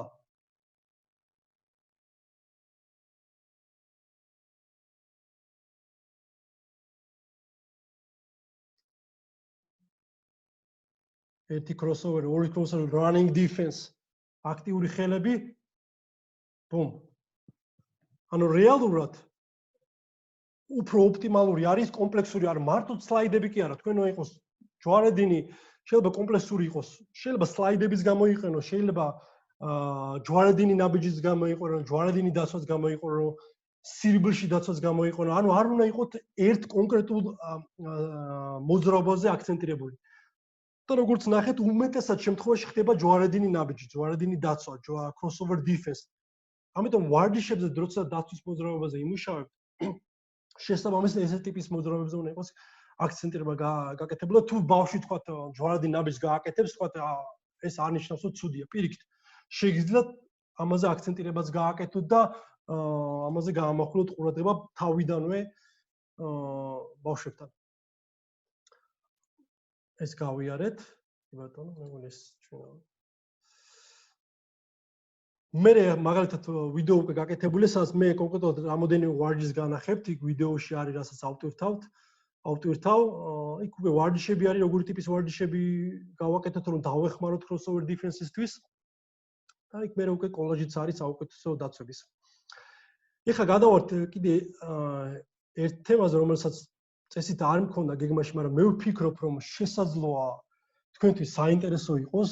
ეს არის მიკროციკლი თამაშის, როდესაც უკვე შუა სეზონში ვართ. როგორ შეიძლება დავგეგმოთ კვირა, როდესაც ამ შემთხვევაში არის კვირაში ერთი თამაში. ძირითადად ჩვენთან კვირაში ერთი თამაში ხდება, მაგრამ ჩვენ გავიხილოთ ასევე ორ თამაშსაც. ამ შემთხვევაში ერთი თამაში არის, ხო? აი როგორ შეიძლება ოპტიმალურად დავგმოთ კვირა, რომ ჩვენი გუნდი და მოთამაშეები იყვნენ მაქსიმალურად ასე ვთქვათ, მომზადებული თამაშისთვის. ან თუ აი კარგად არის, შაბათს ამ შემთხვევაში არის შაბათს გვაქვს თამაში. მერე არის შაბათს დასვენება, ბოდიში კვირას არის დასვენება. მაგრამ აქაც იცი რა არის, შესაძლოა, ეხა ინდივიდუალურ დასვენებას არის მომენტი, როდესაც შეიძლება გუნდი არ დაასვენო და პირიქით კარგიც არის, რომ დასვენების მაგივრად მოიყვანო და ძალიან დაბალი ინტენსივობის ვარჯიში გააკეთებინე. ეს იქნება სროლები უბრალოდ აღდგენის ეს უკეთესიც არის.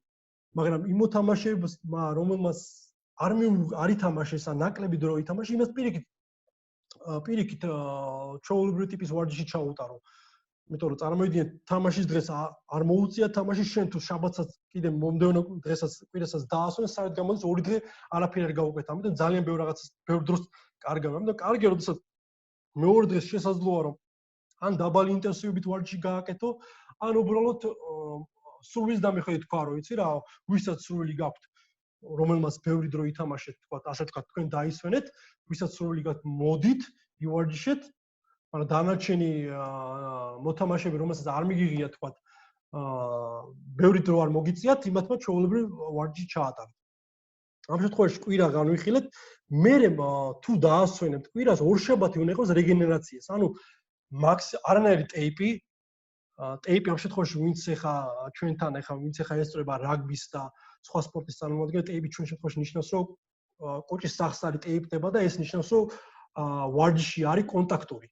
თუ ტეიპიანი ვარჯიშია, ვარჯიში არის კონტაქტური, შესაბამისად მაღალი ინტენსივობაა. როდესაც თქვა ვამბობთ, რომ ტეიპიანი ვარჯიში არ არის, ამ შემთხვევაში არა კონტაქტური ვარჯიში არ არის.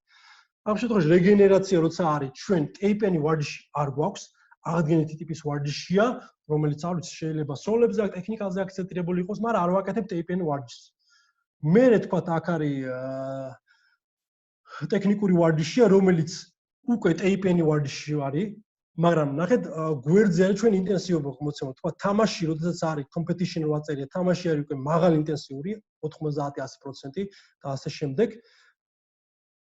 და შემდეგ მოდის ყოველი ვარჯიშის გასწრივ არის მოცემული რა დონის რა პროცენტულების ტიპის ვარჯიში უნდა იყოს დატვირთვის მიხედვით.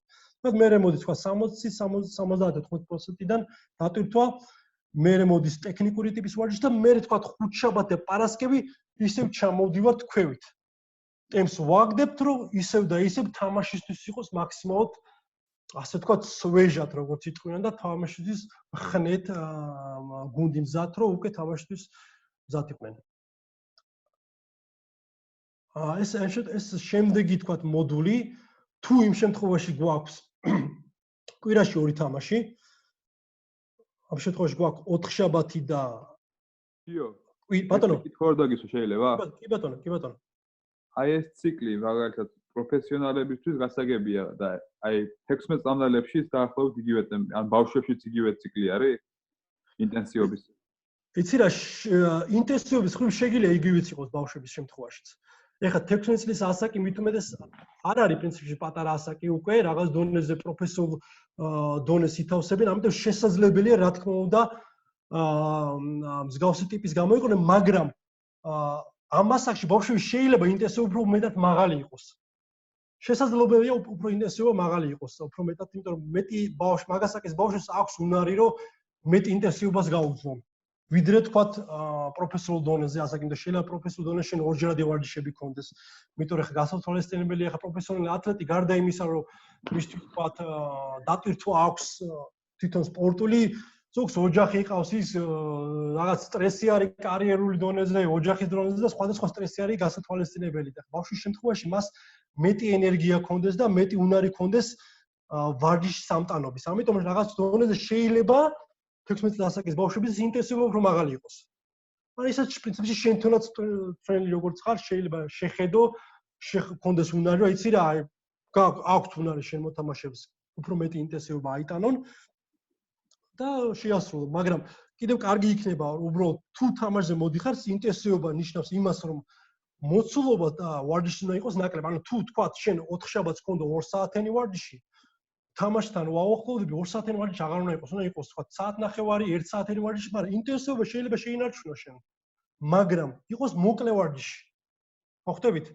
რომ თამაშთან მიახლოვე, მაგრამ იყოს მოკლე ვარჯიში, მოცულობით იყოს მოკლე. მაგრამ აქედან გამომდინარე თუ ყავს ახალგაზრდა ბავშვები კი გაითვალისწინო, მათ უფრო შესწევთ უნარი, თქვა ინტენსიური ვარჯიში ხოცოთ, ვიდრე თქვა პროფესიონალებს. ირაკლი, კითხვა მაქვს თუ შეიძლება. პირველი ანუ როგორ ხდება ამ ინტენსივობის განსაზღვრა, ან დავუშვათ ან hard rate-ებს ან რამეს თუ იყენებთ თუ ისე ვიზუალურად და მეორე ანუ თამაშის შემდეგ აღდგენას დავუშვათ ან ყინულებს, ან კონტრასტულ შხაპს, ან რამებს გავს თუ იყენებთ თამაშის მერე აღდგენისთვის. ძალიან კარგი კითხვა.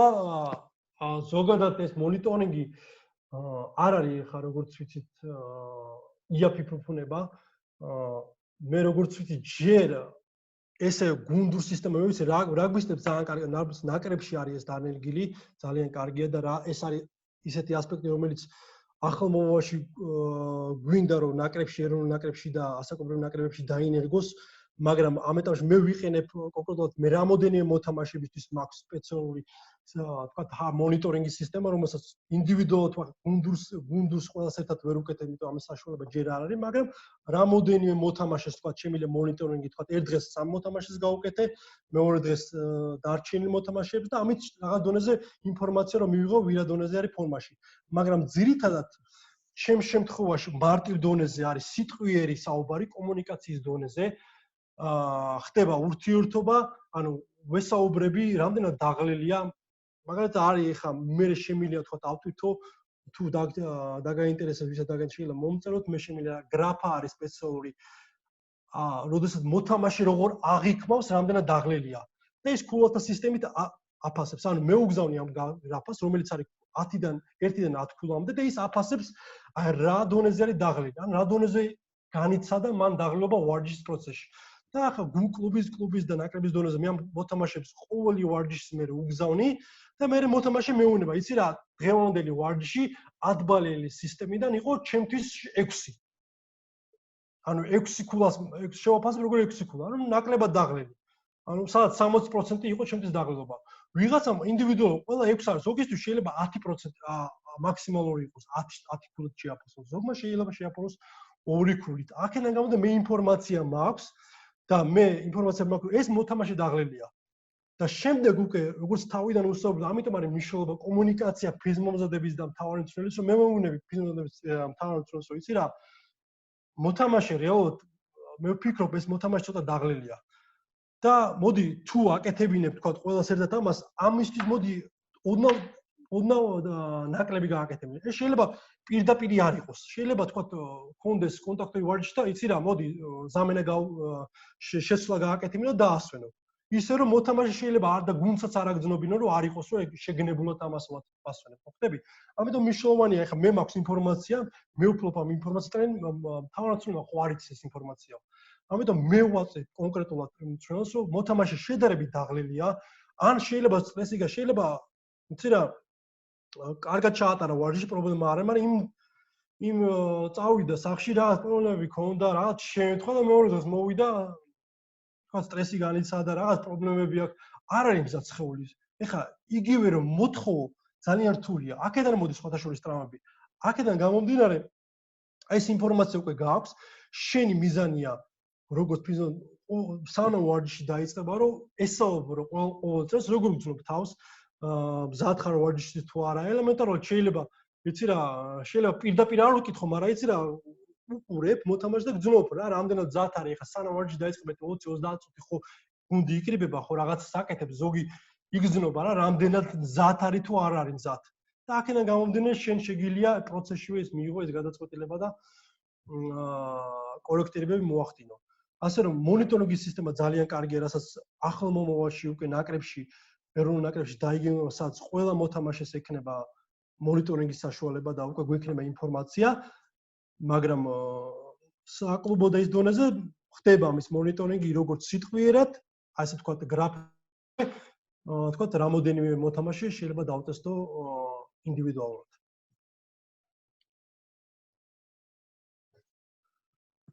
მე მგონი გავეც ხო დავით? კი და აღდგენაზეც თამაშის მერე აღდგენაზეც თქვი. ხო, თამაშის მერე აღდგენა ძირითადად ეხა ესეთი ასპექტია, ასევე ესეც ფინანსებთან არის დაკავშირებული, ძირითადად თუ სანაკრებო დონეზე არის და როდესაც ნაკრები იკრიბება ერთად, იქ მაქსიმალურად სამედიცინო შტაბს, ჩვენ სამედიცინო შტაბს, აი ყველანაირი საშუალება აქვს უკვე რომ თუ რა თქმა უნდა გუნდ კლუბურ დონეზე თუ არის ამის ფინანსები ძალიან კარგია, სადაც არის კრიოთერაპია შეიძლება იყოს, ყინულების სახით შეიძლება იყოს, სხვადასხვა თერაპიები იყოს იქ აპარატის სახით, რომელსაც ექიმებს აქვთ, ფიზიოთერაპევტებს აქვთ და ნაკრები ყველანაირი სახის ასე ვთქვათ, საშუალება გვაქვს ჩვენ ნაკრებში, რომ მოთამაშე მაქსიმალურად აღდგენილი იყოს და მზად იყოს მომავალი ვარჯიშებისთვის, მაგრამ თუ თქვათ ეს საშუალებები არ აქვს, თქვათ, ამ შემთხვევაში კლუბურ დონეზე ძალიან რთულია და ბევრს არ აქვს. ელემენტარული, რა თქმა უნდა, არის ყინულები. ანუ თამაშის მერე ეგრევე ყინულები. პირველ რიგში აღდგენა რა არის? ყველაფერს თავი დავანებოთ, იცი რა, ყინულებიც კარგია, კრიოთერაპიაც კარგია, იქ ნორმატეკებიც კარგია, მაგრამ აღდგენა იწყება რით? კვება და ძილი. ეს ორი თუ დარღვეული აზრი არ აქვს ყველაფერს, არც ყინულებს აზრი არ აქვს. არც კრიოთერაპიას აზრი არ აქვს და არც ძვირადღირებულ ინსტრუმენტებს. თავარია თუ მოთამაშემ უნდა დაიცვას კვება, ეგრევე უნდა თამაში მოჩეთო რა, ეგრევე უნდა მოხდეს აღდგენა, ანუ ჩატვირთვა ცილოვანი საკვებით, ნახშირწყლების უნდა მოხდეს აღდგენა, რომ მოხდეს რეგენერაცია და მაღალი მოხდეს აღდგენა და რა თქმა უნდა ძილი. რა თქმა უნდა ძილი, მოთამაშე თუ 8 საათი, მინიმუმ 8 საათი უნდა ეძინოს. და დღის განმავლობაში სხვათა შორის ყველა პროფესიონალი ათლეტი დღის განმავლობაში ასე რომ ეძახიან ნეფს ქართულად ალბათ წაძინებას შემთხვევაში ხო 15 წუთიანი 20 წუთიანი მან 1 საათიანი მაქსიმუმ წაძინებებს აკეთებენ რომ ორგანიზმი მაქსიმალურად მზად იყო თამაშისთვის. ანუ ეს არის ორი უპირატესი. კვება და ძილი არის თუ დარღვეული ყველაფერი დანარჩენის მნიშვნელობა აიკარგება. კვება, ძილი და მე როგორ ყველაფერი დანარჩენი. ну ეს რა თქმა უნდა ინფორმაციის დონეზე მიდის თავიდანვე როცა გუნდი იკრიბება ფიზმომზადების მწვრთნელის როლი და პრიორიტეტი არის რომ ეს ინფორმაცია მიაწოდა მოთამაშეს რა იკვებოს როგორ იკვებოს თუ ძილის პრობლემები აქვს დაეხმაროს ამ ძილის პრობლემების მოგვარებაში და ну ასე შემდეგ. მადლობა. ესე იგი ჩვენ ვიყავით მიკროციკლი კვირაში 2 თამაშის შემთხვევაში. ფაქტობრივად ამ სურათებს მე ვისაც გენდომებათ მე გამოგიზონეთ პირადულად, შეგიძლიათ შეინახოთ, გქონდეთ და რამე კითხვა თუ გაგიშდებათ, მე პირად შეგიძლიათ მომწეროთ და უკვე დეტალურად აგიხსნით. ეს უკვე მეორე შემთხვევაში, როდესაც 2 თამაში გვაქვს, ანუ 4 შაბათს და კვირას. პრინციპი იგივეა დაახლოებით, როდის თქვათ, რაც უფრო ამ შემთხვევაში ნახეთ რა არის, ხო დავით რეგენერაცია 2 შაბათი, მე არის ტაქტიკური ვარჯიში, მე არის 4 შაბათს თამაში გვაქვს, მე რეგენერაცია გვაქვს, ანუ ტეიპის გარეშე არის ვარჯიში, მე ტექნიკური და ტაქტიკური ვარჯიში, მე დაბალი ინტენსივობის ვარჯიში. მაგრამ აქ ეხა დასვენება არ გვწერია. მაგრამ შენ შეიძლება ჩათვალო, თქვა კვირის თამაში მე დასვენება გჭირდება, მაგრამ უმეტეს შემთხვევაში დღეს კარგავ, როდესაც უკვე 4 შაბათს თამაში გაქვს, შენ რო დაისვენო დღეს კარგავ. ამიტომ უმეტეს შემთხვევაში გუნდები არჩევენ და ეხა ევროლიგაშიც და NBA-ში ძალიან ნაკლებია დასვენება. კვირაში 3-4 თამაში და სულ მგზავრობენ და ვარჯიშები არ ხდება ის რომ თლიანი დღე დაისვენო ხოლმე. სულ რაღაც დონეზე რაღაც მოკლე ტიპის ვარჯიშები აქვს და ეს ვარჯიში შეიძლება იყოს აღდგენითი ტიპის და არა აუცილებელი რომ დატვირთული იყოს. ეს თქვათ მიკროციკლი, როდესაც გადამბულად გაქვს ვარჯიშები, როგორ გააკეთო, 2 შაბათი რეგენერაცია, მე 2 გადამბული ტეიპის ტიპის ვარჯიში და მე შეიძლება გააკეთო ტეიპი нөгөө დაბალი ტეიპის და უტეიპო ვარჯიში პარასკევს.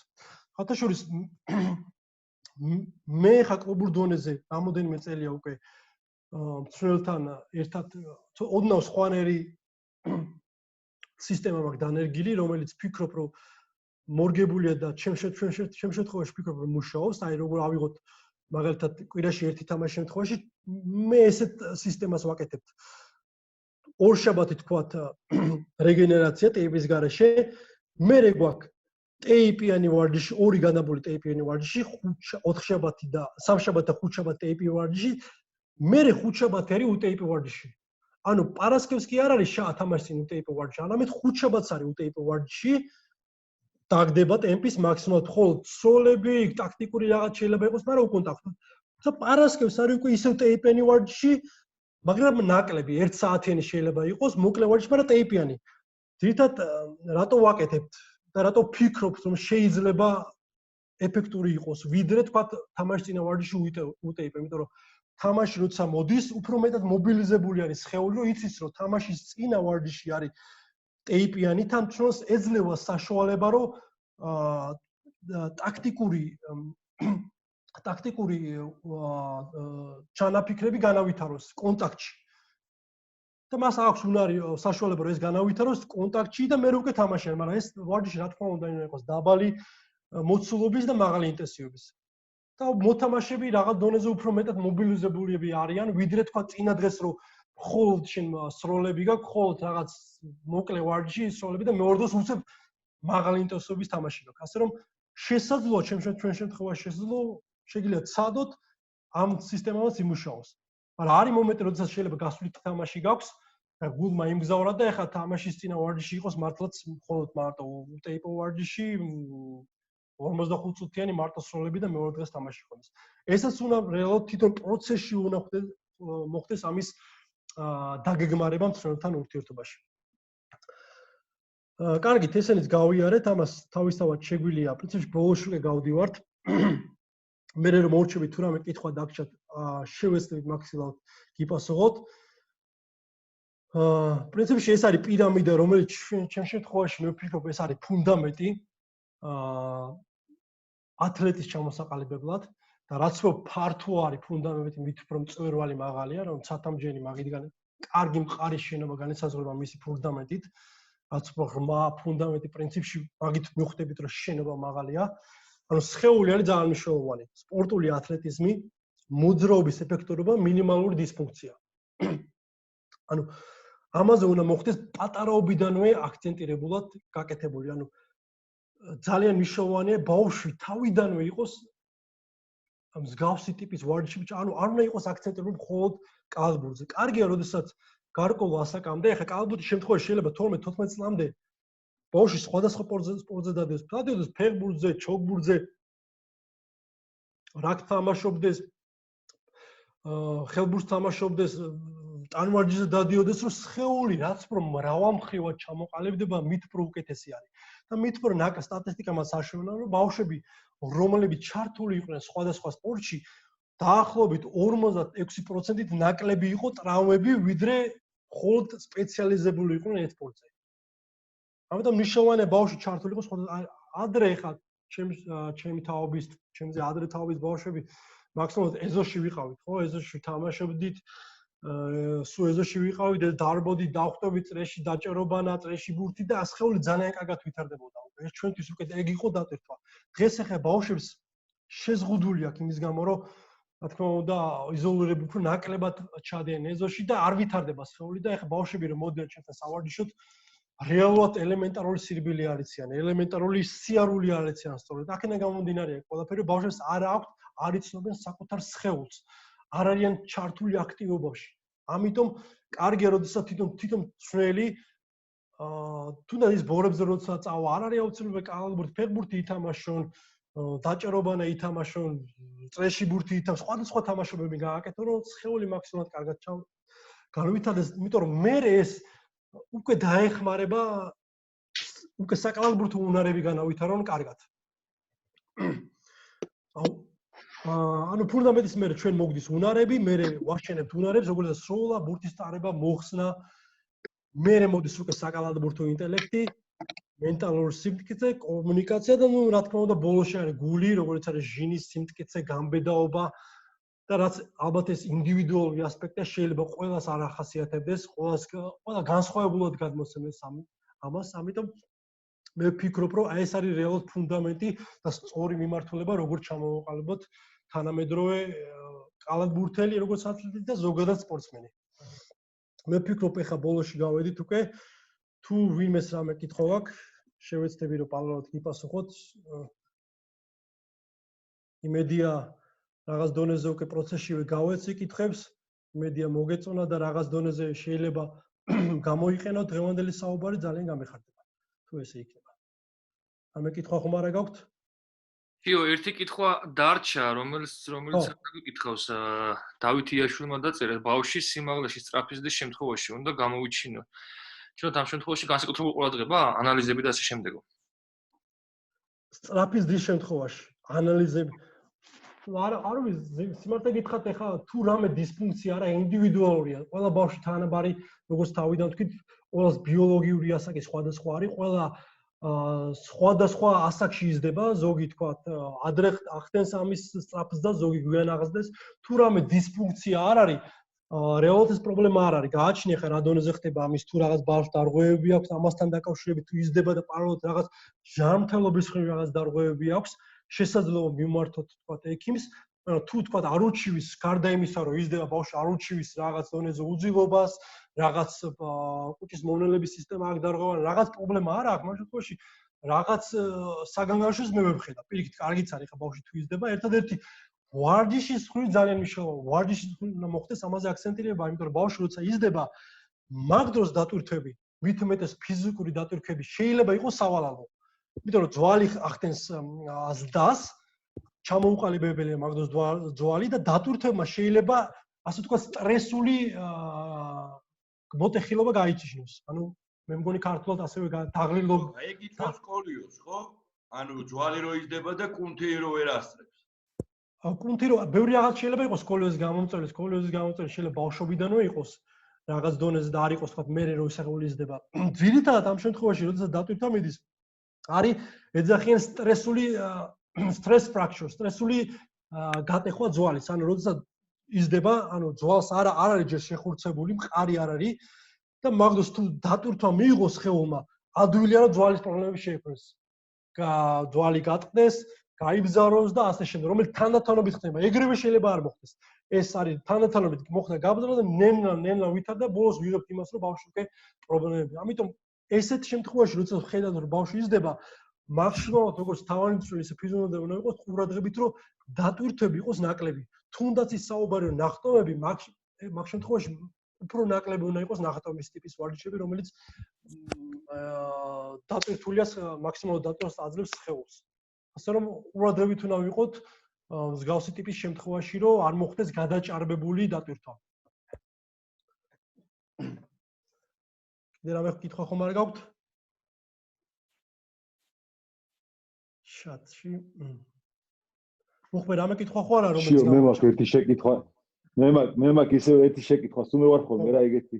ბევრ შეკითხვებს რო სვავს და გამაინტერესებს, აი ხაი ბავშვების შემთხვევაშიც და ალბათ დიდების შემთხვევაშიც რა დროა დღის რა მონაკვეთია იდეალური სხეულისთვის, რომ ეს დატვირთვები მივცეთ. და ეხლა მაგალითად მე თუ ბავშვი დამყავს კალათბურთზე და საღამოს დროს ვარჯიშები, როდის უნდა მოვიყვანო შენთან ფიზმომზადებაზე, რა დროა ამისთვის იდეალური? ან როგორ უნდა გადავანაწილო ეს ვარჯიში? კი, ძალიან კარგი კითხვა, მანო.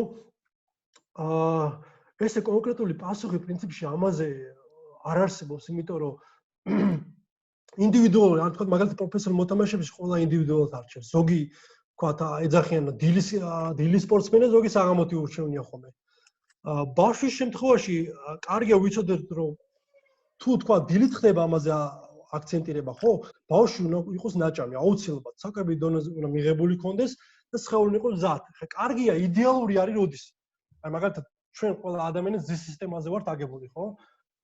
ანუ იდეალური არის, როდესაც ორგანიზმი იძინებს და ახდენის აღდგენას 10-დან საღამოს 10-დან დილის 6 საათამდე. ეს არის იდეალური შემთხვევა, როდესაც ორგანიზმი საუკეთესოდ ახდენს აღდგენას. მე სხვათაშორის ამაზე ამ ზის სისტემას ცირკადიულ ციკლს ეძახიან, მე ავტვით ამ ჯგუფშიც და იქ კარგად არის ნაჩვენები, როდის სხეული, როდის რისთვის არის ყველაზე კარგად მზად.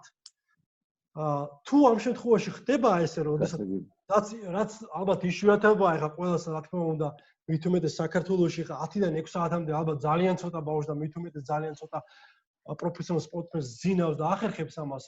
თუ ხერხდება 10-დან 6 საათამდე, მე რო უკვე დაახლოებით 10 საათამდე სხეული საკმაოდ მზად არის 9 საათზე. ხა მაგალითად კოლეჯში 7 საათზე, 6 საათზე იწყებენ ფიზმომზადებას. ფიზმთან როგორ ფიზმომზადებას? სული დატვირთით. გიჟები ვიდარბიან. იმიტომ რომ სხეული მიჩვეულია, ხო ხდები იქ უკვე მე სწავლა იწყება, იმათ ფიზიკურად არ შეუძლიათ, რომ თქვა საღამოთი გააკეთო. ამიტომ ფიზმომზადება არის 7 საათზე, 8 საათზე დილით ხდება. ამიტომ შესაძლებელია სხეულს როგორც მიარჩევ და როგორც რეჟიმში ჩასვა, იმაზე ადაპტაციას ძალიან დიდი უნარი აქვს სხეულს, რომ იმ რეჟიმში ჩარდეს, რასაც შენ სისტემატურად აკეთებ. ასე რომ ეს შეიძლება ინდივიდუალურად მოარგო. და ესე კონკრეტული პასუხი ამაზე არ არსებობს, მაგრამ ასევე მე იმ გრაფას მეავტვირთა და იქაც კარგად ჩანს, როდის არის სხეული ყველაზე მეტად. მაგრამ ზოგადად თამაშები ლოგიკურიც არის, რომ საღამოთი იმართება, იმიტომ რომ მაგ დროს სისხლის მოძრაობა ყველაზე მაღალია სხეულში. ყველაზე მაღალია სისხლის მოძრაობა, ყველაზე მაღალია ფოკუსირება და მაგიტომ ძირითადად ხდება ლოგიკურიც არის, რომ თამაშები იმართება საღამოთი. აი ერთადერთი ეგ შეიძლება გავითვალისწინოთ. მე მაქვს კიდე შეკითხვა. დიახ. ისმენთ. დანამატებთან დაკავშირებით, წეგან თქვენ ახსენეთ დანამატებიდან. თქვენ ხომ არ თვლით, რომ აი 16-17 წლის ასაკში რო იციან ესე თვითნებურად ამ დანამატების მიღება, ხო არ მოქმედებს ნერვულ სისტემაზე, აკნებადობას ხო არ იწვევს და რამდენად სწორედ მიგაჩნიათ ნევროპათოლოგის ჩარევა? ზოგადად აი ეს დანამატი, რა თქმა უნდა, თვითნებურად არ უნდა მოხდეს პირველ რიგში. როგორც თქვი, რომ თვითნებურად არ უნდა მიიღოს ბავშვმა გადაწყვეტილება და ამის დალევა, უნდა სპეციალისტმა უნდა განსაზღვროს ესა. უნდა ვიცოდეთ რა დანამატია.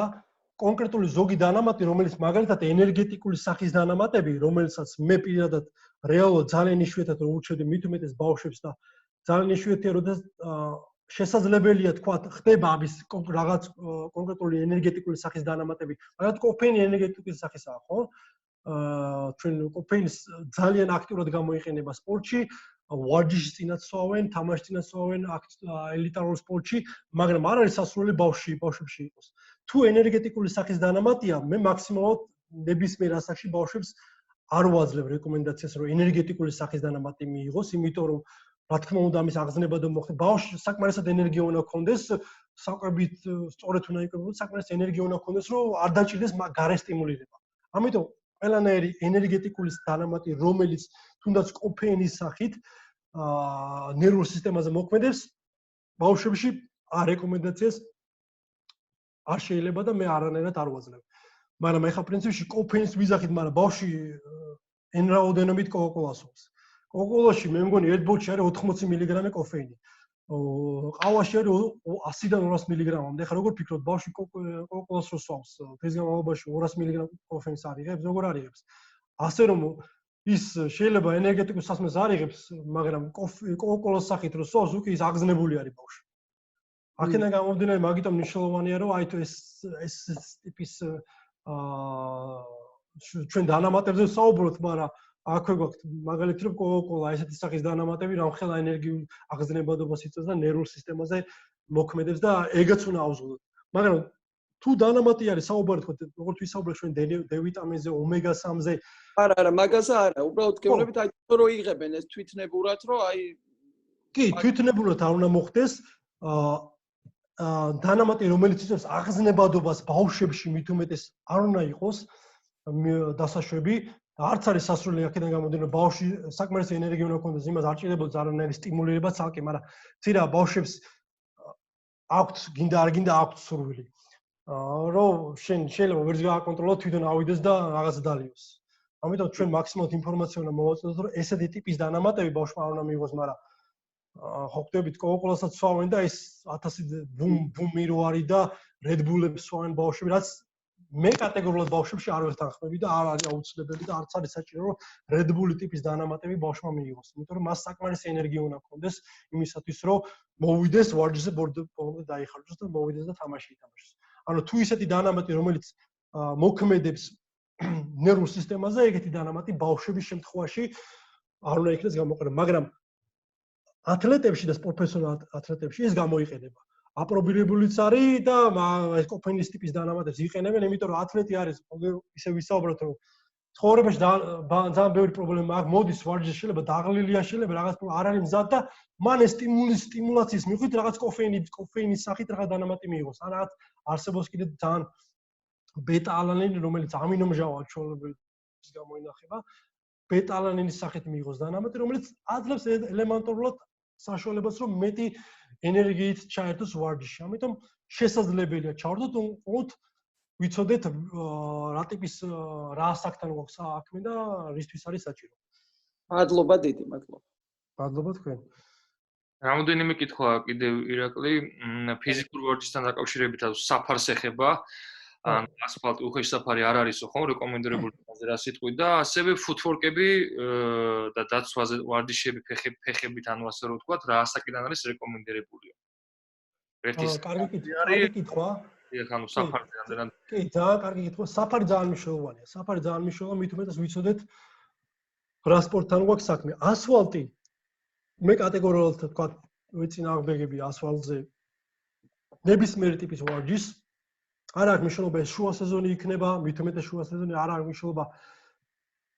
ვთქვათ ეს დაშორებულია სათამაშო პერიოდს და მოსამზადებლად ეტარებენ ასფალტზე სირბილს მე მაქსიმალურად ვერიდები არც ვარბენე სასურველია საფარი იყოს თუნდაც მინდორი გრუნტი სახით სარბენი ბილიკი თუ იქნება იდეალურია ბალახი არის იდეალური მოსამზადებლად ეტაპ თუ თქვა ამ შემთხვევაში ჩვენ ვართ კალათბურთელს ვარჯიშებთ მოსამზადებლად ეტაპზე რაც უფრო მრავალმხრივ საფარზე ექნება კალათბურთელს კონტაქტი მით უკეთესია ფეხბურთი ითამაშოს მიდანზე გადასარევია ქვიშაში ვარჯიშოს შვენიერია ბალახზე თქვათ მოემზადოს იქ ბილიკზე ივარჯიშოს გადასარევე ძალიან კარგიც არის იმიტომ რომ სხეულს სხვადასხვა დონეზე ავარჯიშებს კოჭი მით უმეტეს კალათბურთელებისთვის პირველი ტრავმა რაც არის ეს არის კოჭი კოჭის ტრავმები არის ყველაზე ხშირი აქედან გამომდინარე საფრის შემთხვევაში საკმაოდ ვაძლიერებთ როდესაც სხვადასხვა ტიპის საფარს ეჩვევა სხეული თავიდან ამიტომ საფარი სხვადასხვა ტიპის საფარი კარგია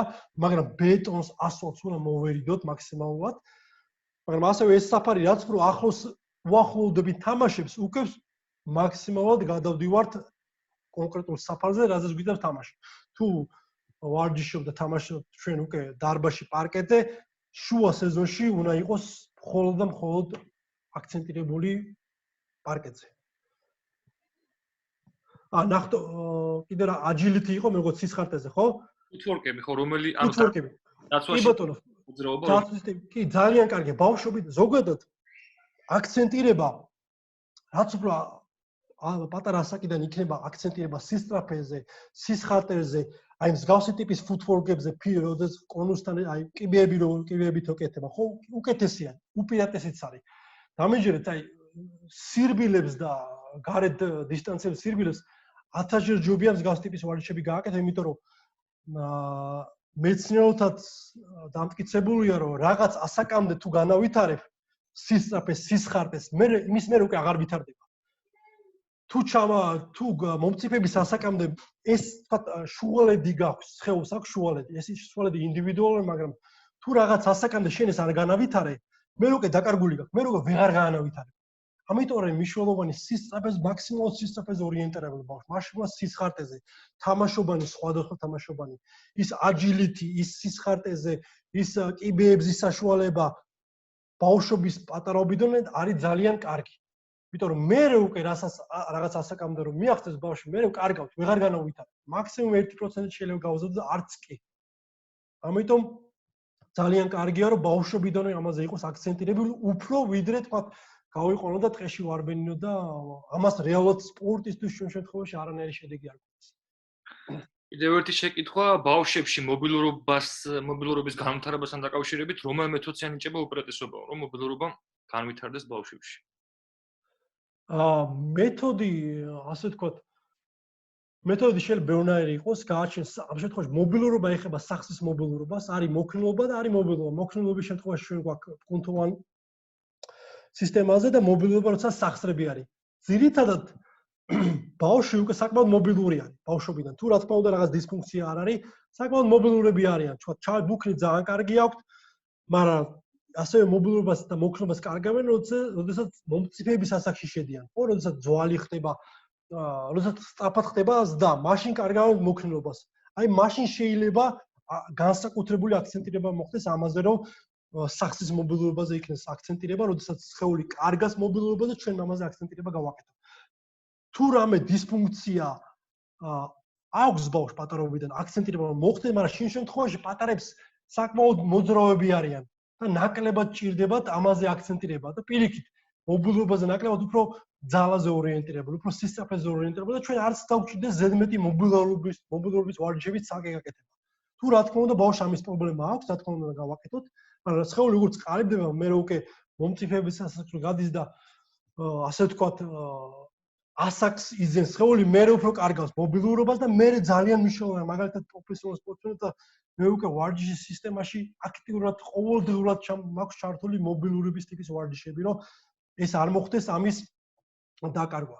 შესაბამისად, უნდა ვიცოდე რა ასაკთან საქმე და მაგისთან მიხედვით დავნერგოთ მობილურობის ტიპის ვარჯიშები.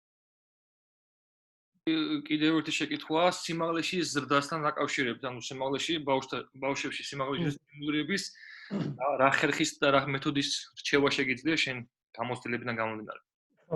ეს კითხვა ალბათ ყველა მშობელს აწუხებს და აინტერესებს. პირველ რიგში მინდა ვთქვა, რომ სიმაღლესთვის დისთვის არანაირი მეთოდი და დანამატი და გაწელოები არ არსებობს. თუ სხეულში რაღაც დარღვევა არ არის, ის ბუნებრივად იმაზე მეტი მაინც არ გაიზრდება, რაც გენეტიკურად არის განსაზღვრული. თუ გენეტიკურად განსაზღვრულია 2 მეტრა, ის იმას დიდი არ გაიზრდა. რაც არ გინდა დაალევინო, რაც არ გინდა წაიყვანო აველში და გაწევლითი თერაპია ჩაუტარო, ეს გამორიცხულია. მშობლებს აქვს მაინც არის ხოლმე შემთხვევა მშობლები მოდიან და ნუ აი აქ ხوار წავიყვანო გაწევლითი თერაპია, გაწევლებზე ხوار წავიყვანო და გაწევლითი ტიპის ვარჯიშები თუ არანაირი გაწევლით შენ სიმაღლეში ვერ გასდი. ეს აბსურდია. ვერც ვერანაირი დანამატით ვერ გასდი. ერთადერთი შენი მიზანია რომ სწორი ვარჯიშები, სწორი კვება, ნაკლები სტრესი ბავშვებისთვის, ძილი და აქედან გამომდინე ხდება რომ მიაღწიონ მაქსიმალურ თუ აქვს ის 2 მეტრა გენეტიკურად განსაზღვრული შენი მიზანი ამ ყველაფრით ვარჯიშით, კვებით, ნაკლები სტრესით, იმიტომ სტრესი პირველი შემოფერხებელია ზრდისთვის და ნებისმიერი დაავადებისთვის სტრესი არის უპირველესი პრობლემა. ესენი არის ძირითადად რომ ამის პოტენციალს მიაღწიოს. ასე რომ არანაირი სხვა საშუალება სიმაღლის ზრდისთვის არ არსებობს, თავარია მნიშვნელოვანი სწორი ვარჯიში. ფაქტობრივად ეს არის ეს მითიც რომ აი ვარჯიში რომ დაიწყოს ბავშვმა სიმაღლეში აღარ გაიზრდება და რაღაც. არა, პირიქით. თუ ფუნქციონალურად სწორ ვარჯიშს აკეთებს ბავშვი, პირიქით დაეხმარება ის დასში. ჩემ შემთხვევაში ყოფილა შემთხვევები რომ ბავშვი 11 წლის ბავშვი მოსულა და მშობელს ქონია ეგ პრობლემა და ეგ შიში და ერთ თვეში 3 სანტიმეტრი მოუმატია. რატო? იქიდან გამომდინარე რომ სხეული იღებს დატვირთას, სწორ დატვირთას და მე სხეული ამსtildeოს ამის ადაპტაციას. როგორც კუნთი ზიანდება ვარჯიშით, კარგი გაგებით ზიანდება და მე ეს კუნთი ზიანდება, მე უკვე შენდება და უკვე უფრო ძლიერი. ორგანიზმის სიგნალია რომ მიიღო ეს დატვირთა და ფიქრობს ორგანიზმი რომ გაძლიერდეს ეს კუნთი, რომ მე მომავალში იგივე დატვირთას შეხვდეს უკვე მზადყოფნაში. ძვალიც იგივე პროცესს გადის. უბრალოდ ძვალისო დიდი ხნის პროცესი ჭირდება. შესაბამისად ძვალი რო იღებს ვარჯიშით, ძალისმიერი ტიპის ვარჯიშით იღებს დატვირთვას, ძვალიც ახდენს მოდიფიკაციას და ძვალიც იზრდება. აქედან გამომდინარე ძალიან მნიშვნელოვანია სწორი ფიზმომზადების ვარჯიში, თუნდაც სიმაღლეში ზრდისთვის. მეგონი გავეცი ამაზეც პასუხი თუ რამე. აიო, ერთ კითხვას მე ზაგისმევ ბარემ ამდენ სიკეთესთან. იგენაცოლე. რა შეეხება resistant bands, აი რეზინები ვარ. ჯგუტები, კი ბატონო. აი 15-16 წლამდე თუ არის რეკომენდირებული კონკრეტულად აი წელზე რო არის შემომბული და აი მეორე მოთამაშე რო ისწრებს. ამით სირბილე საფათო ხო არა მაგას ახში თუ დასრულ პერიოდს ჯობია დაველოდოთ. ხო, არა, იცი რა. იქიდან გამომდინარე ისე უბრუნდები მსაკეთო თუ ბავშვის სხეულის ფორმა, თქვა თუ სირბილს აკეთებ, ხო, თქვა ჯგუტი ელასტიური ჯგუტი არის გამომული უკან და ბავშვის სირბილს აკეთებ და ნახტობს. თუ თვითონ ის ფორმა წინაღობის სახით, როგორც არის, ამ შემთხვევაში ელასტიური ჯგუტი არ ირღვევა, მაშინ პრობლემა არა. შეგიძლიათ პატარა ბავშვების ასაკი 16 წლამდეც გააკეთებინონ ბავშვებს. უბრალოდ უნდა დააკვირდეთ თუ ფორმა არ ირღვევა და ბავშვის სისწრაფე არ იზღუდება და ხარისხი არ იზღუდება. პირიქით კარგი არ არის არანაირი პრობლემა. ანუ ნებისმიერი ვარჯიში სადაც თვითონ სტრუქტურა და ფორმა არ ირღვევა, ამ შემთხვევაში შეგვიძლიათ გამოვიყენოთ. კიდე ერთ პირას დავამატებ, აი მაგალითად, აი ვაწყებიებთ ბავშვს კალათბურთს 6 წლიდან. აი ხო იქნება კარგი რომ მაგალითად 5 წლიდან აი ანვარჯიში მივცეთ თუნდაც 1 წელი რომ აი კარგად გაწელონ, კარგად მოამზადონ რომ მე უფრო კარგი ადაპტირება დაიწყოს აი ეგრევე. კი, როგორც მე თავიდანვე თქვი რა, ბავშვი რაც უფრო სხვადასხვა ფიზიკურ აქტივობაში იქნება ჩართული, მით კარგია. ანვარჯიშის გადასარევია, სხვანაირად ცეკვა გადასარევია. თქვათ ესეთ ტიპის ვარჯიშსაც სხეული სხვადასხვანაირად ვითარდება. და რა თქმა უნდა, პირიქით ბავშვი დაეხმარება, რომ უკეთესად შეასრულოს ისე საკალათბურთო მოძრაობა. ამიტომ მაქსიმალურად მე ვემხრობ ისეთ რაღაცებს, რომელიც ბავშვია ჩართული სხვადასხვა ტიპის აქტივობებში, რომელიც რა თქმა უნდა ეხა არ უნდა იყოს ზედმეტად დატვირთული და უნდა გავსაზღვროთ, რომ მისთვის ეს სასარგებლოა და არასაზიანოა. მადლობა შიო. გაიხარე, მადლობა. ხო არ არის კიდე რამე მოხმე კითხვა? კითხვები ჩატში არ არის. ვიცი, შიოშვილმა შეგაწუხო. ხო მანო. აი ამ შემთხვევაში ხა ბოლოს თორსი ჯაბოსმოდა ამ შეკითხვას რა. სანამ გადავწყვიტავ და ბავშვს მივიყვან სიტყვაზე ვიდახი 5 წლის ასაკში რაღაც სხვა სპორტზე. ხო არ ჯობია რომ ამ შემთხვევაში ახალ დაწყებულ ბავშვზე იმის მაგერად მთელი კონცენტრაცია კონდეს გაკეთებული მწვრთნელებს ბავშვის კალათბურთის შესწავლაში ბავშვს დავეხმაროთ ამ სხვადასხვა მიმართულების სპორტის ათვისებაში თუნდაც ჩავთოთ ამ კალათბურთულ ვარჯიშებში მეტი დრო დავუთმოთ ამ mobility ვარჯიშებს ამ ვარჯიშის გაწევა თვითონ მწვრთნელები ხო არ ვართ შესაძლებელი ამ შემთხვევაში იმის მაგერად რომ ბავშვი გავაგზავნოთ სადღაც მოდი ჩვენ გავაკეთოთ ამაზე რა აზრს ხარ აუცილებლად გეთანხმები თუ თუნდაც აქვს მაგის საშუალება და ცოდნა და გამოცდილება რომ მსგავს უკვე აღარ დაჭირდეს ბავშვს სტანვარჯიშის თქვათ ცალკე ჯგუფებში იაროს და ჩართოს ეს უკვე ვარჯიშები რატომაც არა ძალიან კარგიც არის პრინციპში ადრესო ესე ხდებოდა ძირითადად არ იყო როგორც თქვი თავიდან ეს ფუძნება რომ ფიზმომზადებელი ყოფილიყო და თავარ მწვრთნელს უწევს მსგავსი ტიპის ვარჯიშები და ძალიან კარგიც არის